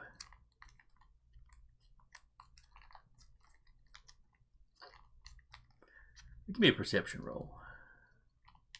Let's see, Yeah, see what sure. you noted. See if there's anything Just- else you notice. Straight perception. Yes. Okay. 7. So anyway, that's what you've got. Yeah, that's fair. Yeah, the room's clear. Yeah. Now, if the rest of you are listening in on these communications, you can make the perception check as well. I think I will. I'll get in on that. This was my idea anyway. so- Sure. As long as the captain's not sitting there with his headphones on, not letting anybody else hear this. Okay. 20. 12. Okay. My dice somewhere, and I'm trying to find it. Okay. Big old bag of dice.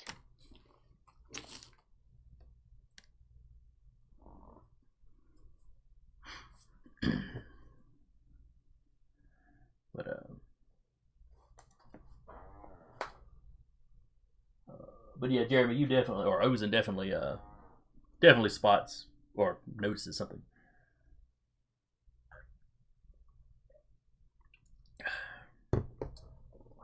Anything. We're just checking trade chatter, or are we checking like actually using our eyes? 16. 16 would be good enough to notice it as well. Well, you're listening to broadcast or watching in some of the entertainment broadcasts. You may be watching them, the hologram or whatever. You notice one like drama that seems to be like it's supposed to be contemporary, supposed to be out in the larger galaxy. But like the Empire is still, in the story of the show, the Empire is still like in one piece. AU. So you're not sure if these people are aware that the Empire has fallen apart. Clearly, they're aware that the Empire is out there somewhere. Mm. And keep in mind, it has only been a handful of years, but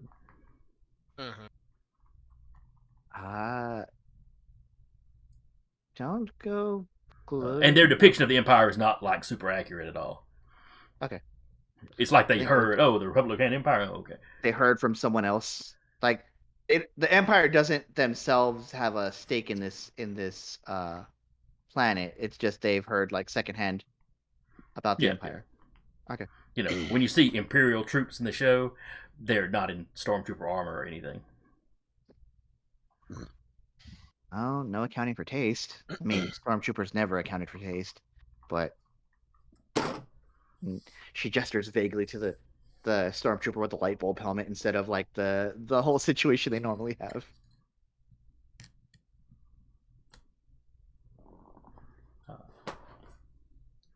Well, that's the trick. They're not really wearing any kind of armor, or they're wearing kind of like something like the rebels would wear, or maybe the Palace Guard in Episode 1. Okay. Fancy, but not like. It's more like your standard troop sort of get up, Sure. as So, like, opposed to it's- the armor they started using like in the Clone Wars.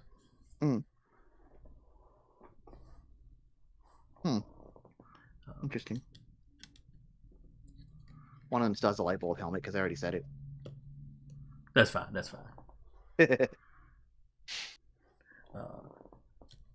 So yeah, you find no indication that they've really been in any kind of outside contact with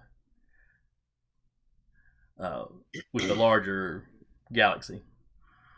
I think I'll exchange like a knowing look with Kelser. Like, these people have no idea what the fuck the Empire has done over the last 5, 6 years. Some people are just so out of getting the information. Maybe if they ask, we keep the illusion up that, the Empire's out and about. As she says that she's like tucking her lightsaber completely under her, like into her armor. Or not armor, but like into her like robe. Yeah.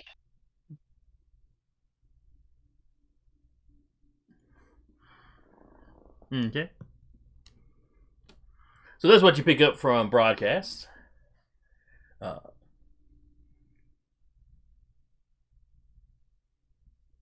And you pick up like there's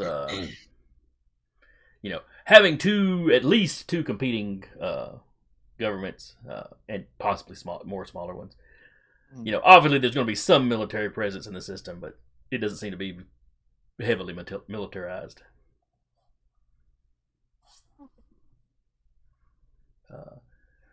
You find indication that there's some trade with nearby systems, but nothing on a galactic scale. No.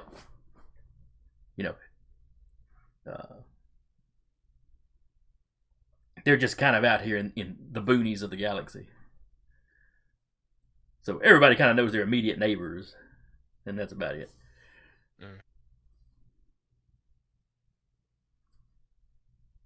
World seems to be, pretty industrialized. Like I said, they've got space habitats and ships and stuff. You don't recognize the design of most of the ships, but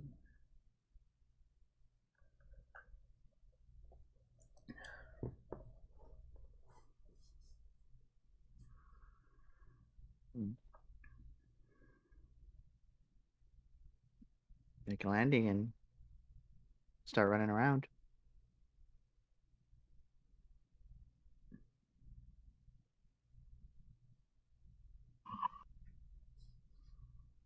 Unless anyone else has an idea.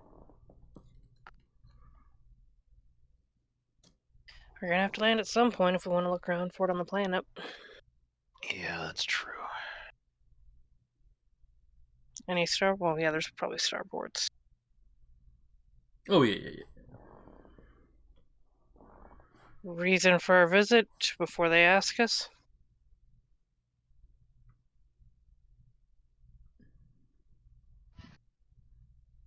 Trade. So what brings to our world? Trying to save the galaxy. Okay. Nutter. I'm just going to say business.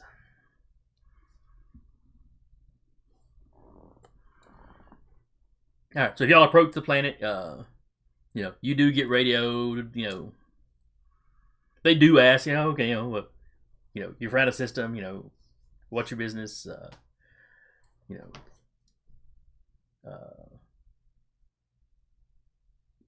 Where are you from? What you doing? Well, the person talking to you seems to be very amused by your weird accents. As we are amused by their weird accent.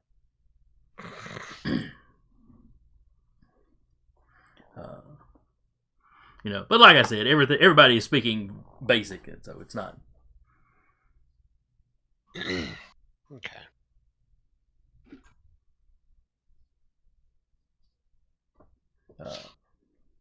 So yeah, if you tell them trade, they direct you to a port on one of the larger cities.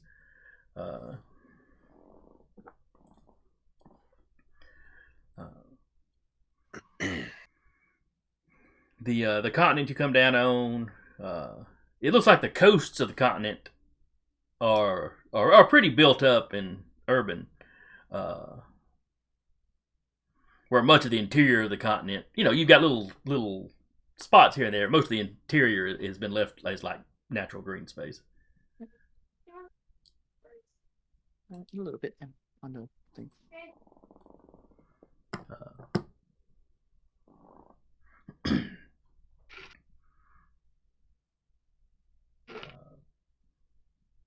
But you wind up landing. Turns out the majority of the population seem to be Duros. One of the one of the older spacefaring civilizations or species in the galaxy. Basic is based largely off of their native language. It's not the only species. There's humans wandering around. But if you look into it, the Duros were the first people to inhabit this world. It had life when they found it, but nothing intelligent.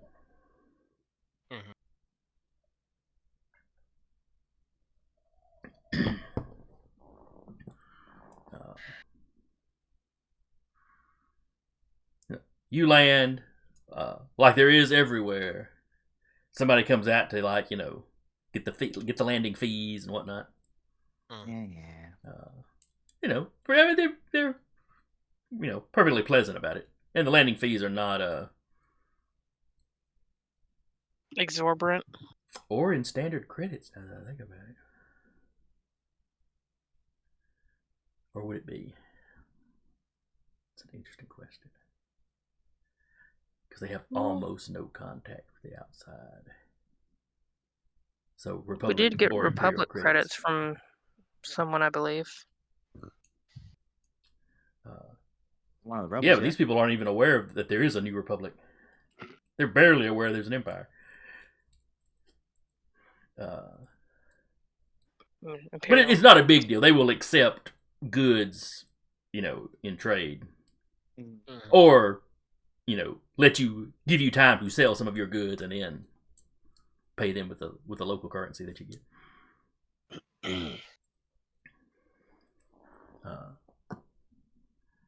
Because he's never seen a ship quite like this one.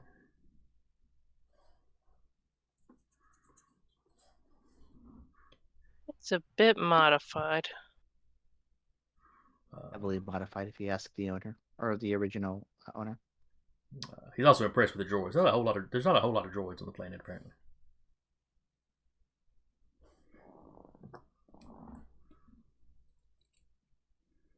R2 is probably looking pretty spiffy since it was just recently repainted. Got a fresh paint job, got his knife sharpened. But they give you a rundown of the local laws, Yeah, if you've got like a repeating heavy blaster on your ship, leave it on your ship. You can't walk around with that sort of thing.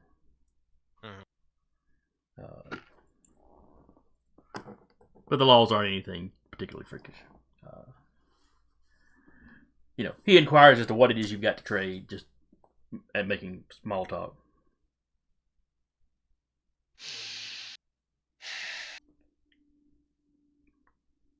Probably just various knickknacks we picked up. Okay. A couple of leftover thermal detonators that you forgot to give the Got a couple left. All right, so the captain spends a little time doing his typical wheeling and dealing. Yeah. And you very quickly sell enough to pay the docking fees, and, to refuel the ship. Yeah. Take care of upkeep costs. You've got enough fuel to get back to civilized space, but you'd be awfully low by the time you did. All right, Osen, you're here. You're on this blue-sunned world.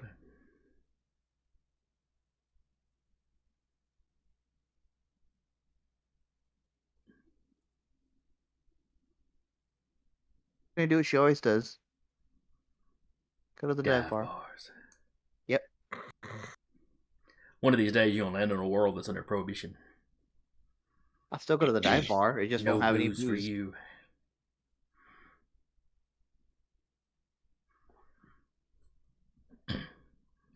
Takes one of those hurricane glasses and just fills it with tea. But yeah, I mean, you poke around, you find a bar. You know, some things are universal. Yeah. You know, you walk in. You know, bartender. If you go to the bar, the bartender, waitress, sits at the table, amused by your accent, asks you where you're from. Not anywhere around here. Way outer rim.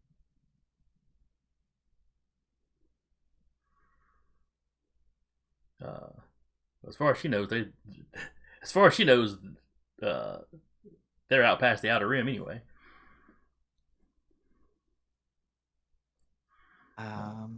Anything interesting happening here lately? Oh, she starts rattling off about some local sports team.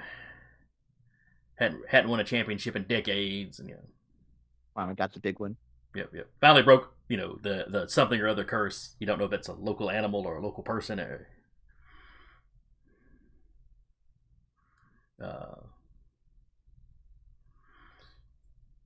Complains about taxes, complains about how much like the neighboring system is charging for something they've got.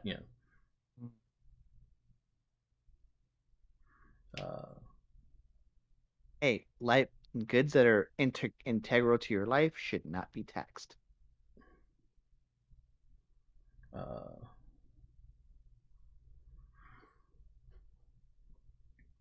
So then you get off into this whole political discussion that you don't really have any context for what she's talking about. A little bit of context. Well, I mean, politics are politics, but politics. She's naming off like local, political groups and local politicians and political groups from the next system over, and you're like, yeah, okay.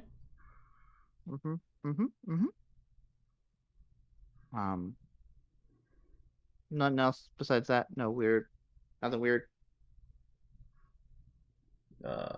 No, you going to specifically ask about anything? No, just seeing if anything interesting has happened. No random digs or anything like that. Excavators, that kind of thing.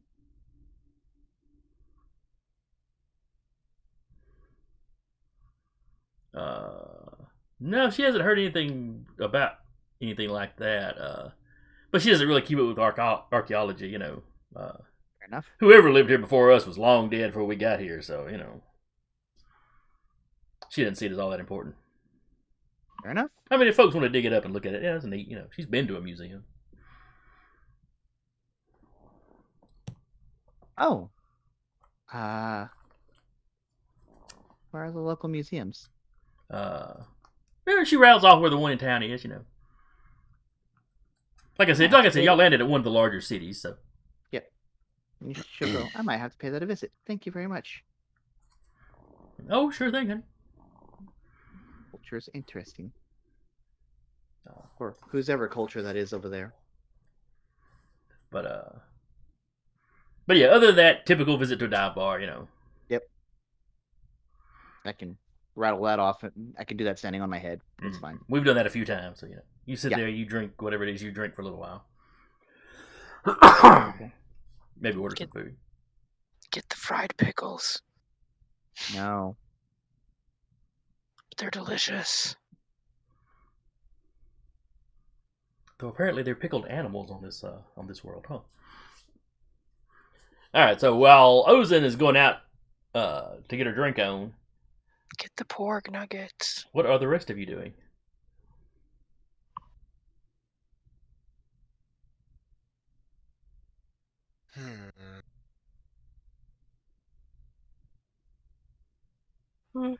Does the local...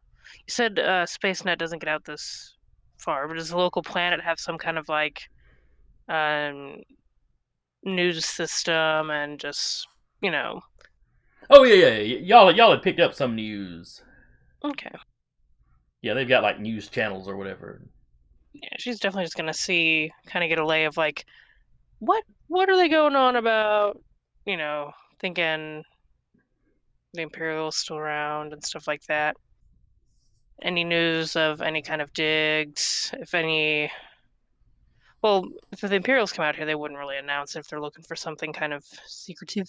Mm-hmm.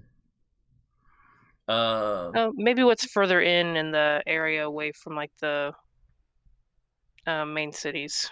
Anything of Okay. note. You find their version of Animal Planet, I guess. So Fantastic. Stuff about She's nature. hypnotized for the rest of the night. You're dealing with a diverse ecosystem. Wow. And these people have been here for thousands of years, so they've got a pretty good understanding of local ecosystems. Is there a crocodile hunter? There's probably something like that. Fantastic. Legally distinct crocodile hunter. I mean, some archetypes are just kind of universal. Mm-hmm. Mm-hmm. Duros with an Australian accent.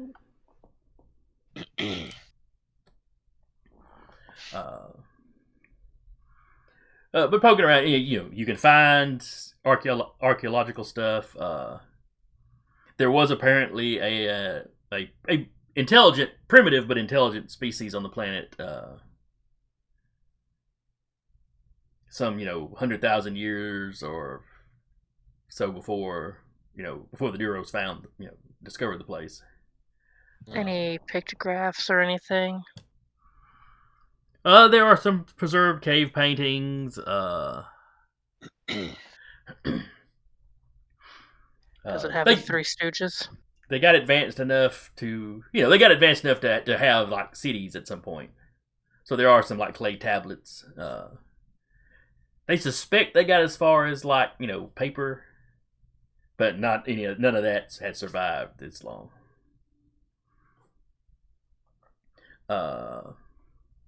Give me a search roll.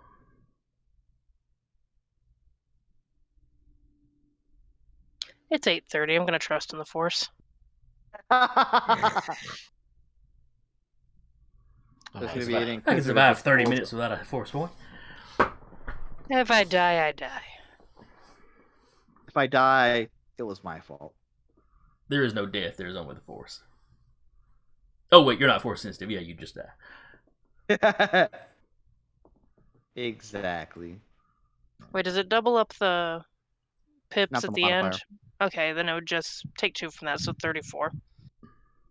Okay. 34 is plenty good enough.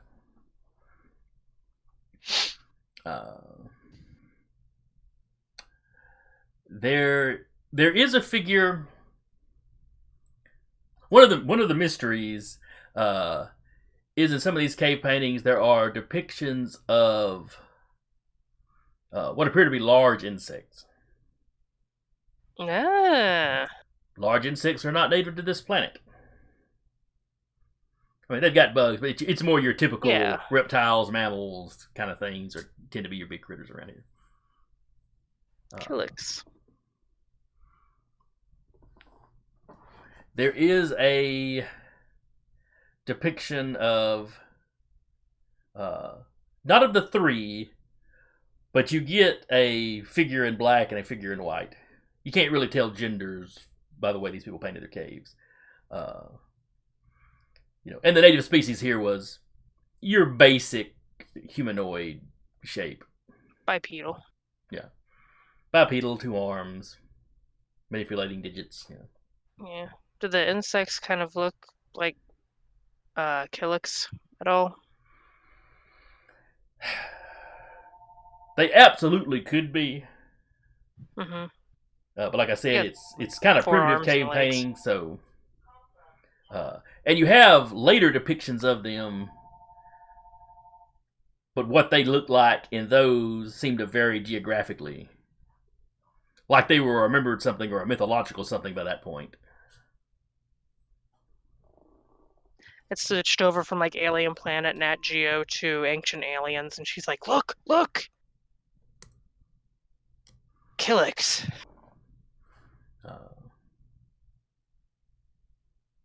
One of them has like a big scyther blade. Let's see, you got a 36. Another one of the big mysteries is a mining pit. Just one of those where they just start drilling a big hole in the ground to get all the resources. Yeah. of a size and depth that this species shouldn't have had the technology to do.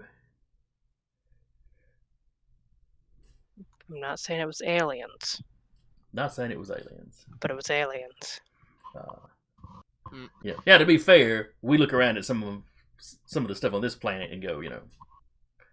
they should have been able to do that, but clearly they did it, and they did it a Mhm. lot. Ancient Why did Egyptians everyone- used math? Why did everyone build pyramids? It was the most structurally sound way to stack rocks. Yeah. They built in other shapes too, but those shapes are gone now. Those shapes didn't survive the test of time.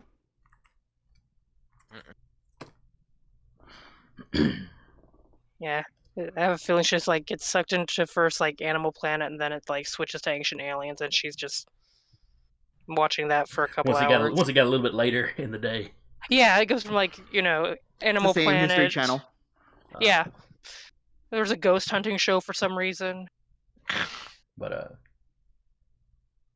they haven't found any archaeological evidence of this bug species. So the general consensus is to have just written it off as being a mythological thing. They're not sure what it might have meant to the cave dwelling, culture.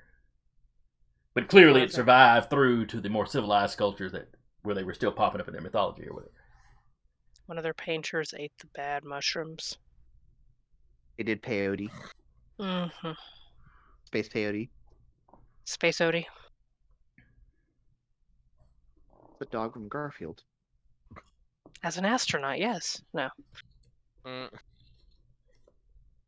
Yeah, she'll try and like find some more information on that and just send it out to the group. Like, I'm not saying it was space Kilix, but it was space Kilix. Or ancient Kilix. Is this just a random hole in the middle of the planet somewhere? Yeah, you have no problem pulling it up on a map to. Like, is it guarded? Does it have a gift shop? Is it like the Alamo where they turn it into a museum? Tours? More like the Grand Canyon. Okay, that's another big hole in the ground. Because there's not a whole lot of like archaeological evidence of how any of this was done. There doesn't seem to have been any like homes built up. Any buildings built around this thing have long since been lost. But it's just a neat feature on the planet, so it is kind of a tourist destination. It's got a gift shop. It's not super close to any of the major cities or anything. But you're dealing with a culture with speeders and all kinds of flying vehicles, so getting out there. Did we swipe those grippers from that one primitive planet? To climb? Yes. What grippers are you talking about? I don't think we did. Oh, where the where the assassin ones had the little clawed things to help them climb. Okay, yeah. I don't remember if y'all did or not. Oh man, I remember saying, "Man, I really want that, but I'm not here right now." I mean, we can always say we picked up some kind of. We can always. It's a city. We could probably pick up some kind of climbing equipment. Yeah. Similar grippers.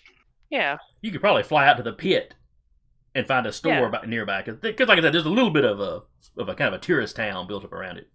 People just not a major city. Mount Snushmore.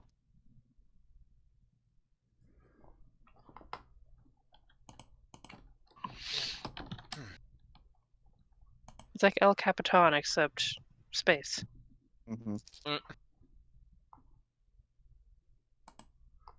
One of us can just float up on rocket boosters and fly level with the person climbing. Man, if only we had somebody here. No crossing the streams. You know what you're doing. You know what you're talking about. Man, if only we knew someone with like a jetpack or something like it. We're climbing. Kelser's just like beside us all, The jetpack just like Going yep, our yep. pace. Yep, just slowly going up as you guys are climbing. Just like, this is fun. This is fun, guys. Pop my lightsaber into her jetpack. Hope the And then she'll jetpack grab you overheats because and if she's burns your going down, legs. she's taking you with her. That's fine. Ocean's like, I'll become one with the Force quicker than I intended. Sure. Okay, so y'all, are you wanting to check out the pit? One of the other, because there's other archaeological digs around the world. Probably the pit. The pit seems to be the one that's like known. Are there any big ones with like cave paintings, or just like it was just a common theme of, you know? There's one or two big ones where where it was a large cave with quite a bit of painting and particularly well preserved. And then there's other smaller ones where they're just finding bits and pieces, or Okay. most of the painting may not have been preserved, but there's just a little bit here and there. Yeah, probably the pit then. But all of these sightings, or all the depictions of Kilix, or what we're assuming are Kilix, are on this continent. Is the big hole not on this continent? Yes. Yes, it is, or yes, it is not. It is. Okay. You landed on basically the largest continent, and there's a handful of slightly smaller but still full size continents.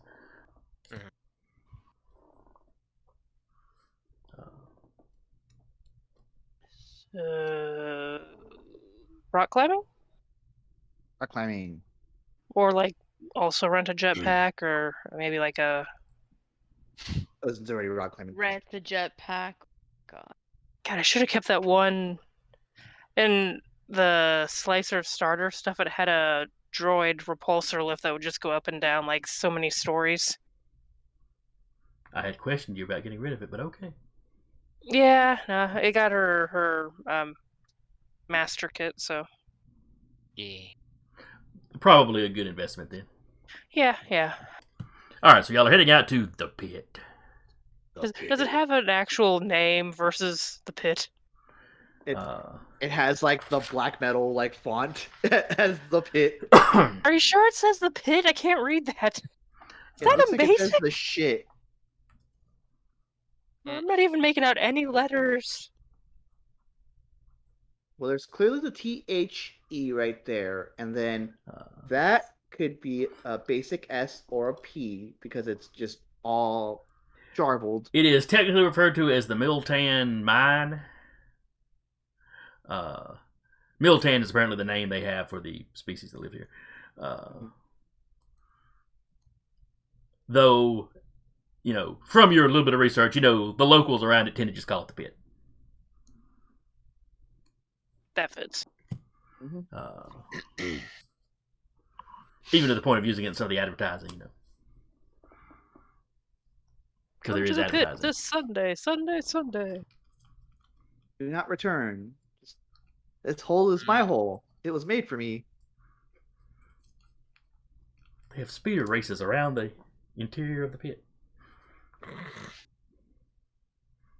but yeah, if it's too high, then Kelser will kind of jetpack people there. Only if they want to be jetpacked. Well, They allow jetpacks since it's a kind of like a. Well, climbing would actually be worse. Never mind. But you get out there, you can. You could probably get permission to fly your ship out there no bigger than your ship is, or just bypass it on an airspeeder. Going out there. But however you get out there, like I said, you get out there. There's a little town, tourist trap kind of town built up around the thing. The pit's it's more or less round. It's a good mile across.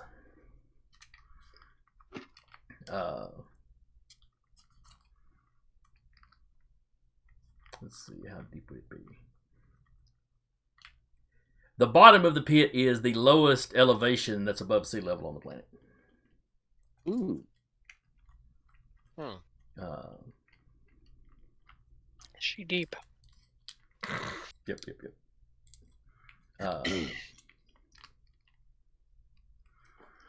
There's obviously been a lot of erosion and stuff, which is why I say it's mostly circular.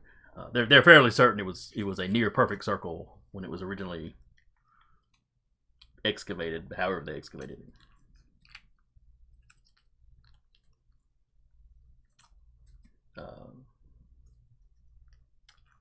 When Kelser is there light here? Because I feel like going down a dark hole, probably not. Depends on the time of day. Sure. If you're down there at noon, it's perfectly fine. It just gets dark at the bottom a little faster than, like if you live surrounded by mountains, but much more noticeable because of Utah moment.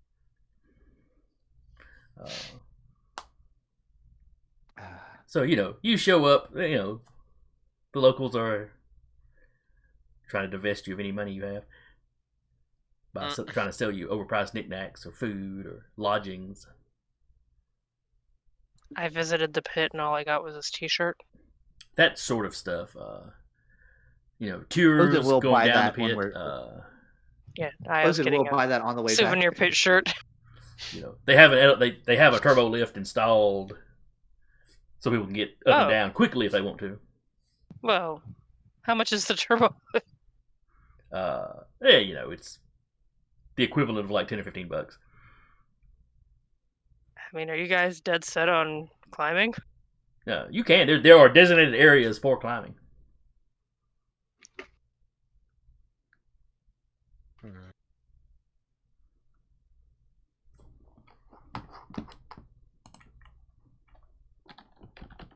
My God, you actually made it. Yeah, you're welcome. That's amazing. I was gonna take the turbo lift. She's good at many things. Well, one thing in particular, climbing is not it.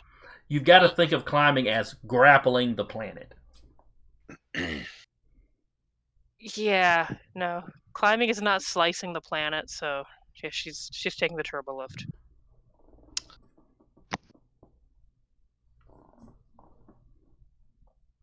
All right, what about the rest of you? Turbo lift it is. I mean, it is perfectly legal for Keltzer to use her jetpack. Recreational jetpack use is legal. Yep. Recreational jet. Speeders, flight, air speeders are not allowed in there. But yeah, Captain will just take the turbo lift too. Okay. Save yourself the $15. Use your jetpack.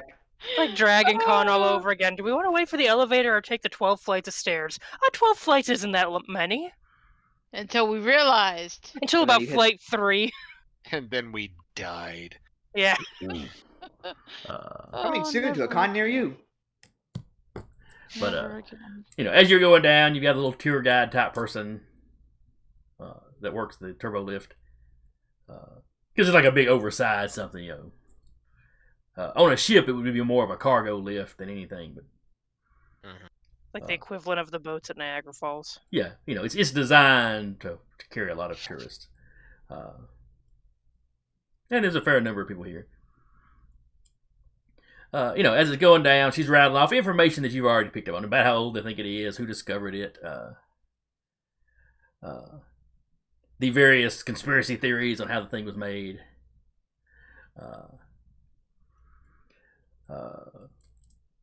How far away some of the cultures were, but how there appear to have been religious ceremonies here because they found some remains at the bottom, like there were some sort of ceremonial executions where they would push people off the edge. They'll do that. Bring that back. It's over. I have the high ground. She talks about variations of local plants that grow at the bottom that don't require much light. They get full sun for a very brief period. As we're going down the turbo lift, is Ozine getting any pings?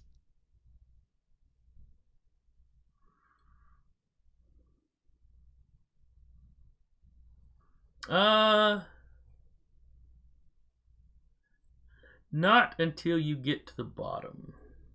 Okay. Continue with the tour then.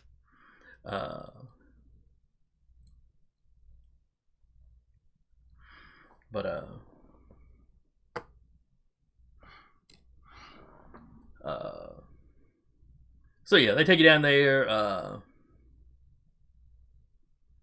and you're kind of allowed to just kind of wander down here. There are no large predators down in the pit. Any small, adorable ones that could be smuggled off the planet in a pocket? Yeah, there's probably the equivalent of mice and squirrels and whatnot down here. Io's done her job as far as research. She's now letting the Jedi do their thing. She's like trying to find a mouse. Are we getting a shit pet? Is that what's happening here? No one knows she's hiding a mouse.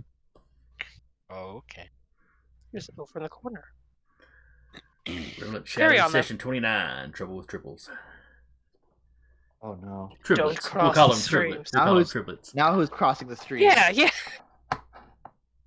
Vague El Capitan reference, and Mm-hmm. now we got triples. We Mhm. have triplets. We'll just end that episode, all of us singing and around a campfire. But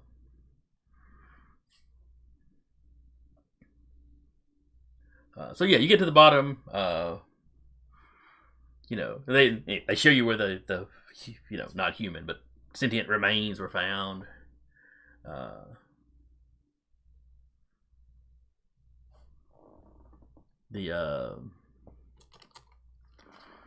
Not that there was a whole lot of it found there, because over the sheer amount of time you're talking about, most of any bones that didn't get covered up would have eventually rotted away. But there was also some jewelry from various stages of the planet's development. Like I said, no large animals down here because the walls are surprisingly sheer. Though you've had erosion and some cave-in type stuff. Yeah. But they built the turbo lift in an area that's structurally sound. So. For now. Yeah. Give And it there's signs up to very warn you if any of the spots that have rock slides or anything. There's signs up to warn you about the area. Mm-hmm. And there's like little, almost like historical markers, but just little markers identifying different areas and this, that, and the other.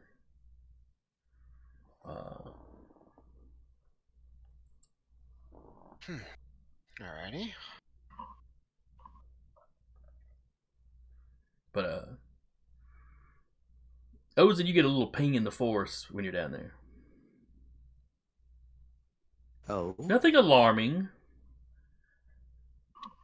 It's just something drags your attention kind of over one direction.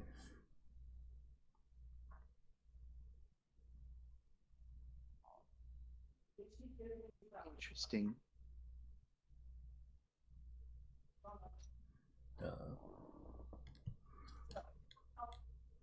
Because don't picture. I'm calling this a mine, but don't picture it as bare rock. Except maybe along the wall. Yeah. It's like walls and shit. Seeds and stuff, plants have fallen down in here and taken over. All stuff, like I said, that can survive on slightly less light than some stuff. But Okay. But it's pulling you over to your attention is being drawn to this one particular light wooded area, and it's not overgrown. There's paths, Okay, so it's not like I'm breaking formation to go do this. No. I mean, like there's like little walking paths and stuff. They have essentially turned the bottom of this pit into a park. So there are benches really cool. here and there, picnic tables. I think Ozen will just not even say anything to anyone, just casually walk that way. Like I said, it's about a mile around. Well, at the top, so slightly narrower at the bottom, but not much. Mm-hmm. A hollow plateau. Like a reverse plateau. Mm-hmm. So yes, you walk through the woods. You come to an opening. There is a woman painting. Just in white. Oh no.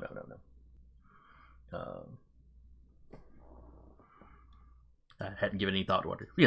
Dressed in the typical clothes of people around here. Maybe not the bright Hawaiian shirt and shorts that some of the tourists are wearing, but she's a Duros. You're familiar enough with the species to recognize the signs of some age. But she is, she's painting on an old school style canvas, brushes. Oh, there's someone actually painting, not like it's not a depiction of No. somebody. There's no paintings on the walls here. It's somebody actually. She's sitting there with like a working on stool and something. An easel. Easel, thank you. Yeah, no. Okay, You step that's out and you different. find somebody painting. Not a painting of Okay. somebody.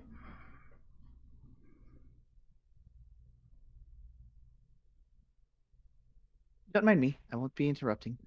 I'm just observing. She leans around and oh, pleased to meet you. I believe the term is "I like your accent." I think that's how people say hi here. Your accent is funny, something to that effect. It does sound unusual to what we're used to.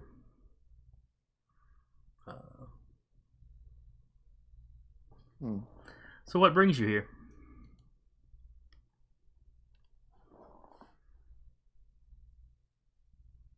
The tour was interesting, and then it was no longer interesting. Something pulled me this way. Mm-hmm. I really meant more what brought you to our world, but The tour.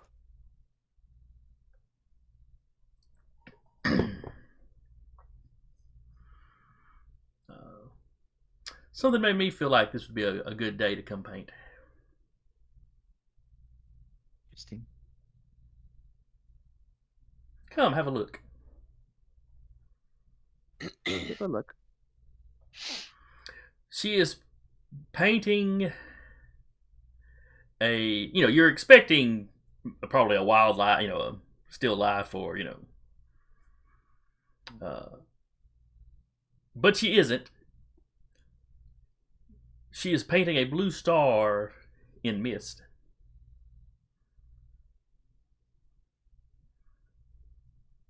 And a star field in the background, no red dots, no tendrils, no, How interesting. It's like, yeah, sometimes I paint what's actually in front of me. Sometimes I paint things I see in other ways. Other ways, you say. Indeed. I don't even need to use what I was going to use. What were you going to use? Light sense. Sorry, light detection. You don't know that she's anything weird. She could just be crazy. She could have eaten the local magic mushrooms. You don't know. I'll use it. The difficulty is very easy if they are force sensitive or have force skills.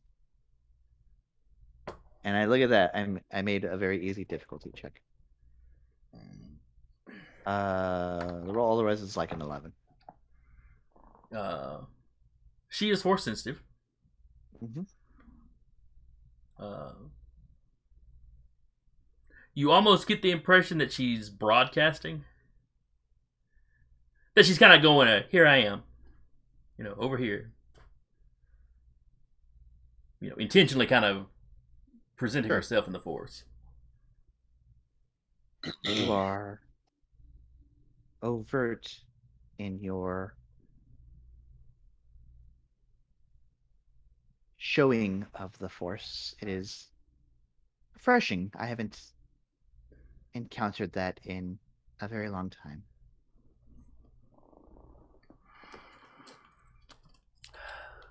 The Force let me know that someone was coming. Here I am. I did not know who it would be. Here I am.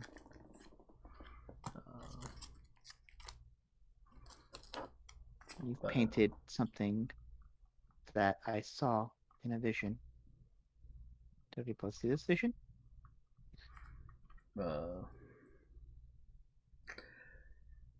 She did not. She spoke earlier of painting things I saw in other ways. Perhaps not the most accurate way to put it. Sometimes I simply start painting and then I don't realize the image I've painted until I'm finished. The spirit of artistic integrity hits you, and then you've finished. No, some practitioners with the Force have visions. I paint what the Force wants me to know. When I'm not just painting what I want to paint. It's certainly not every time I pick up the brush. She'll look and be like, "What does the Force want you to know with that?" Well, the way your eyes widened when you saw it, I may not be the one that this one's for.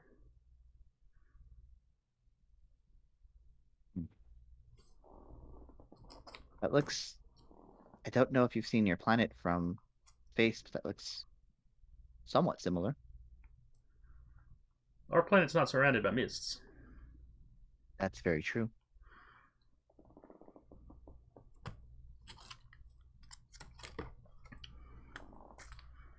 Do you know how this was created?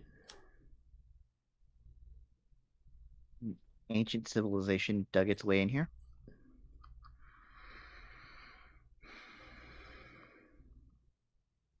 No, none of the civilizations on this world ever got that advanced.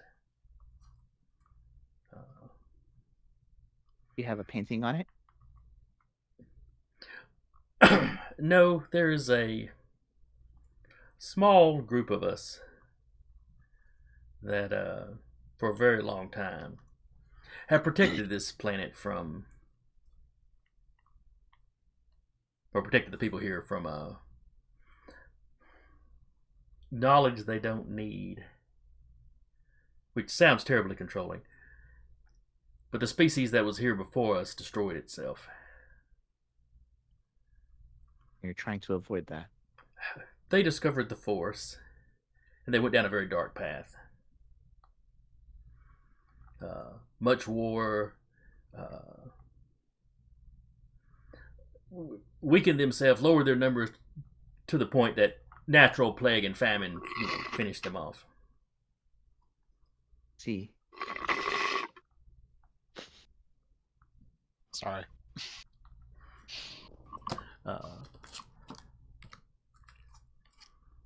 When we arrived, when the original colonists arrived here, there were some Force sensitives among us that had already had some training.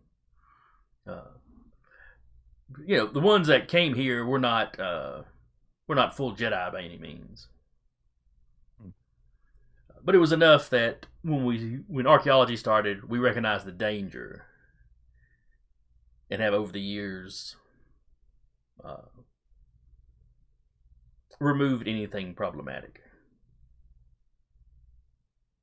Do you have all of these in like a warehouse somewhere, or are you destroying them? Oh, we're destroying them. We don't want the temptation sitting around for us either.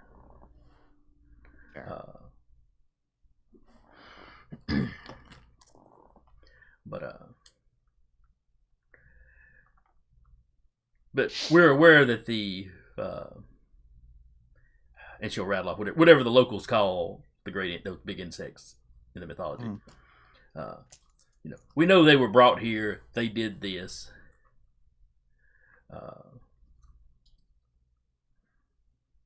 I'm sure you've seen the two figures. In the two figures, I've seen the depiction with a figure above them.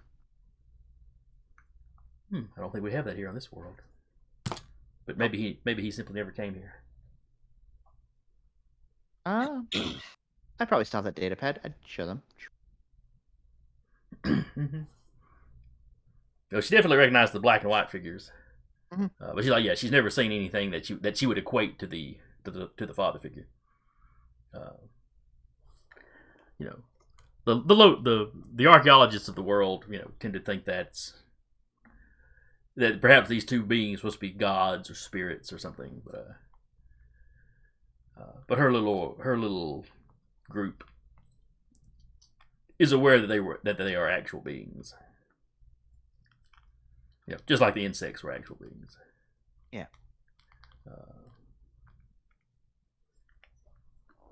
Do you organize, or do you all work separately?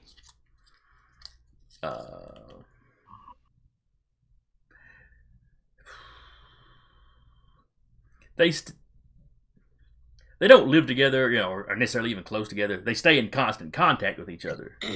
Sure. And you know, if a new archaeological site starts up, they make sure to get one or two of their people in there to keep an eye out. Not that every site presents a danger. You know, force users were always in a minority. Mm-hmm. You know, intended to carefully guard their knowledge. So, and of course, their little society. You know, it's you know, it's not like they've redeveloped the Jedi Order here. It's a lot more low key than that. Mm-hmm. They focus on opening themselves to the Force and just letting the Force kind of direct them. You know, Are all of you artists, or is that just your particular talent? some of us are, some of us aren't. It's not part of the society Training. at all.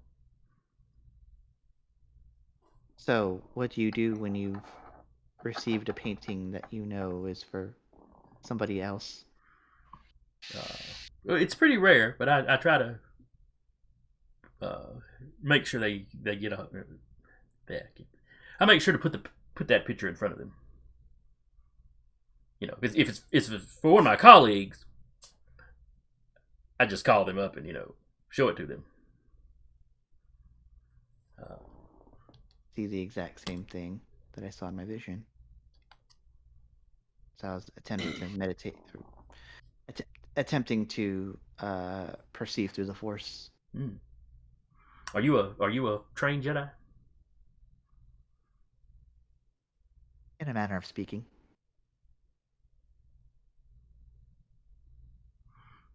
She looks at you. She kind of focuses on you for a little bit. Okay, she stops looking too worried. So, what is this world that you're looking for? She kind of taps her painting.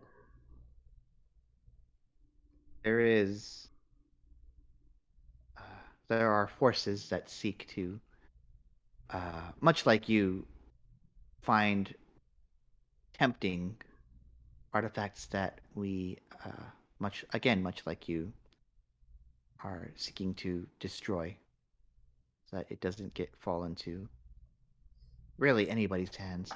I see. The part that I saw after this, behind this planet swirled in mist, was fire and destruction.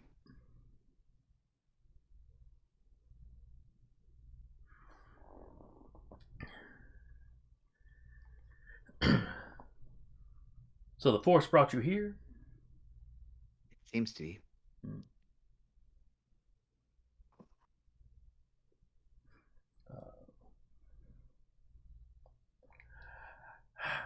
I painted a painting years ago depicting the insects creating this. And hauling, you know, hauling the fruits of their labor, you know, off into space. There's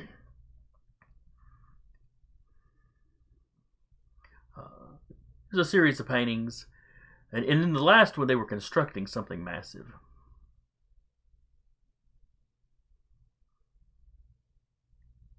On a world, or around a world that had a blue star. But clearly not my world.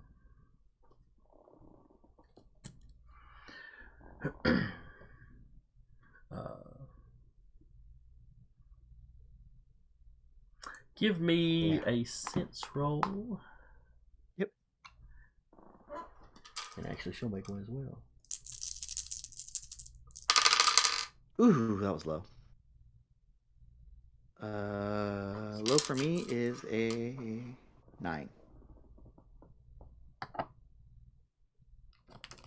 right, she got a 20. Well, So you The see same her four kind of, dice. you see her shiver like she's got a chill, and she kind of starts looking up. I'll follow her gaze. And you don't see anything, and she doesn't seem to see anything. I get a feeling of danger coming from above us. Great.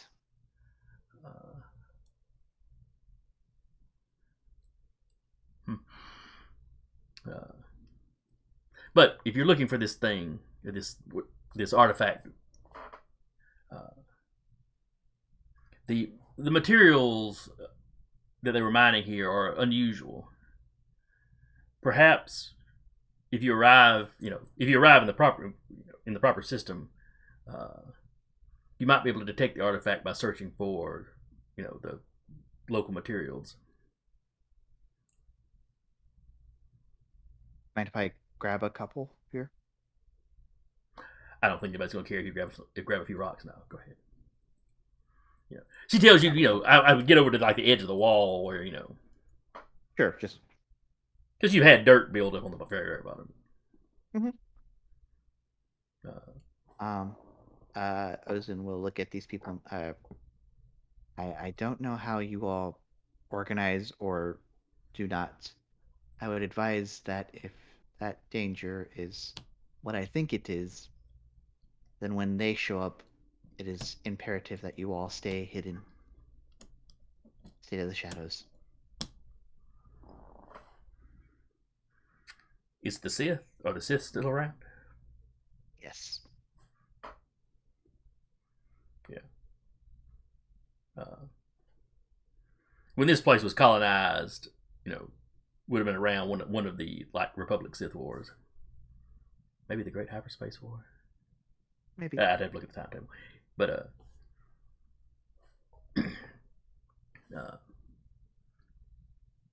but she tells you it was a pleasure to have met you, and she hopes that her little bit of help will be useful to you. May I actually? I'll pay you. Can I just take this? Oh yes, she said. Clearly, I was painting it for you. She takes just a moment to put her signature down at the bottom. An artist has their pride, after all. Yes, naturally. Respect. Is it just like a personal size easel, or is it like a canvas? It's more like a full size canvas. It's not huge, but it's portrait sized. Like if you got a family portrait hung on the wall, kind of thing. Yep. I've never had art made of something that I've seen in a dream. I've never had the talent, so in many ways, this is a first for me. Talent helps, but truthfully, it's practice that gets you there.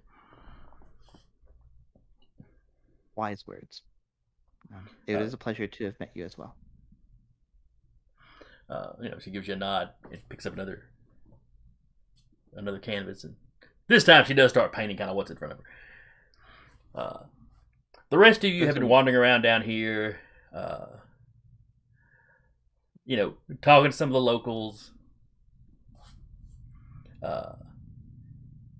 You not really getting any information out of them because they're mostly just giving you the local spiel about the place, and all kinds of kind of nutty conspiracy theories. Though, admittedly, in this world, an ancient aliens theory isn't all that odd.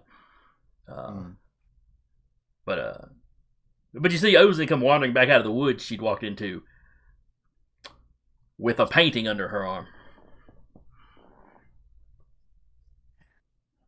Is the gift shop over there? No. Met a friend. The galaxy is, for as large as it is quite small. And we need to hurry. And Ozan will, as Ozan says, we need to hurry. We'll go like take the advice and like tromp towards the like edge where it's the most like worn down, and then just grab a couple rocks and. Yeah. You grab a few rocks that are clearly made of the material from the walls. Yep. It is turbo lift. As you get over the turbo lift, you see several of the workers over there with data pads, and they're kind of clustered together. Hey, You know, kind of talking excitedly.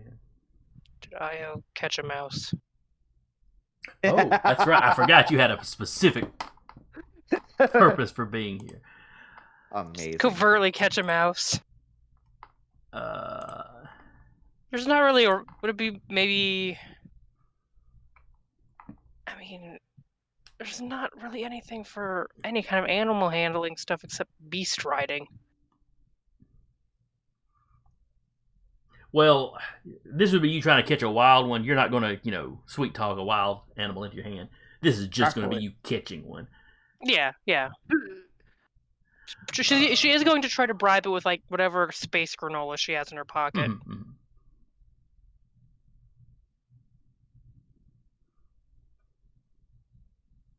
Let's see here.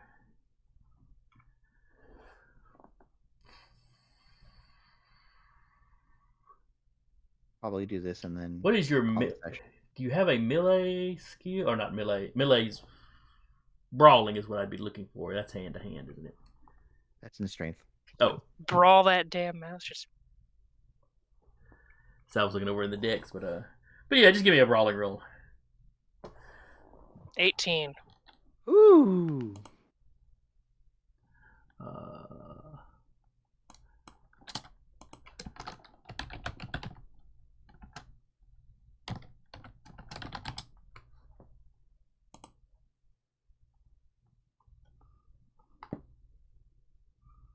Let's see here. And I will roll based on a domestic pet. No, because their dice suck.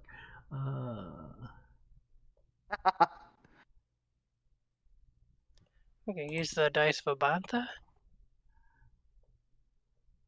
We'll use the dice of a bog rat, which is not what you found. Yeah, I figure it's probably like, dormouse size or something.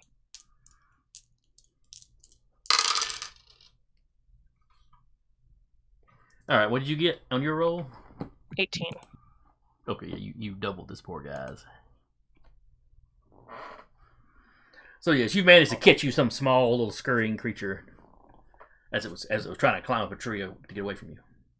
It's Fantastic. actually hilarious that both Ozan and Io are both holding something in their arms. Like, oh, the gift shop's over there. No. Just like right here, like trying to look nonchalant while holding a small wild animal. All right, do the turbo lift. All right, like I said, oh man, we're running late.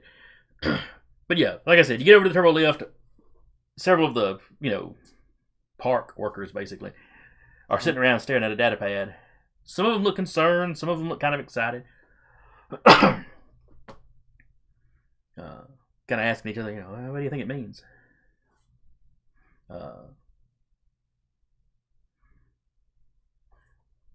As you walk up, you get where you can kind of see the screen.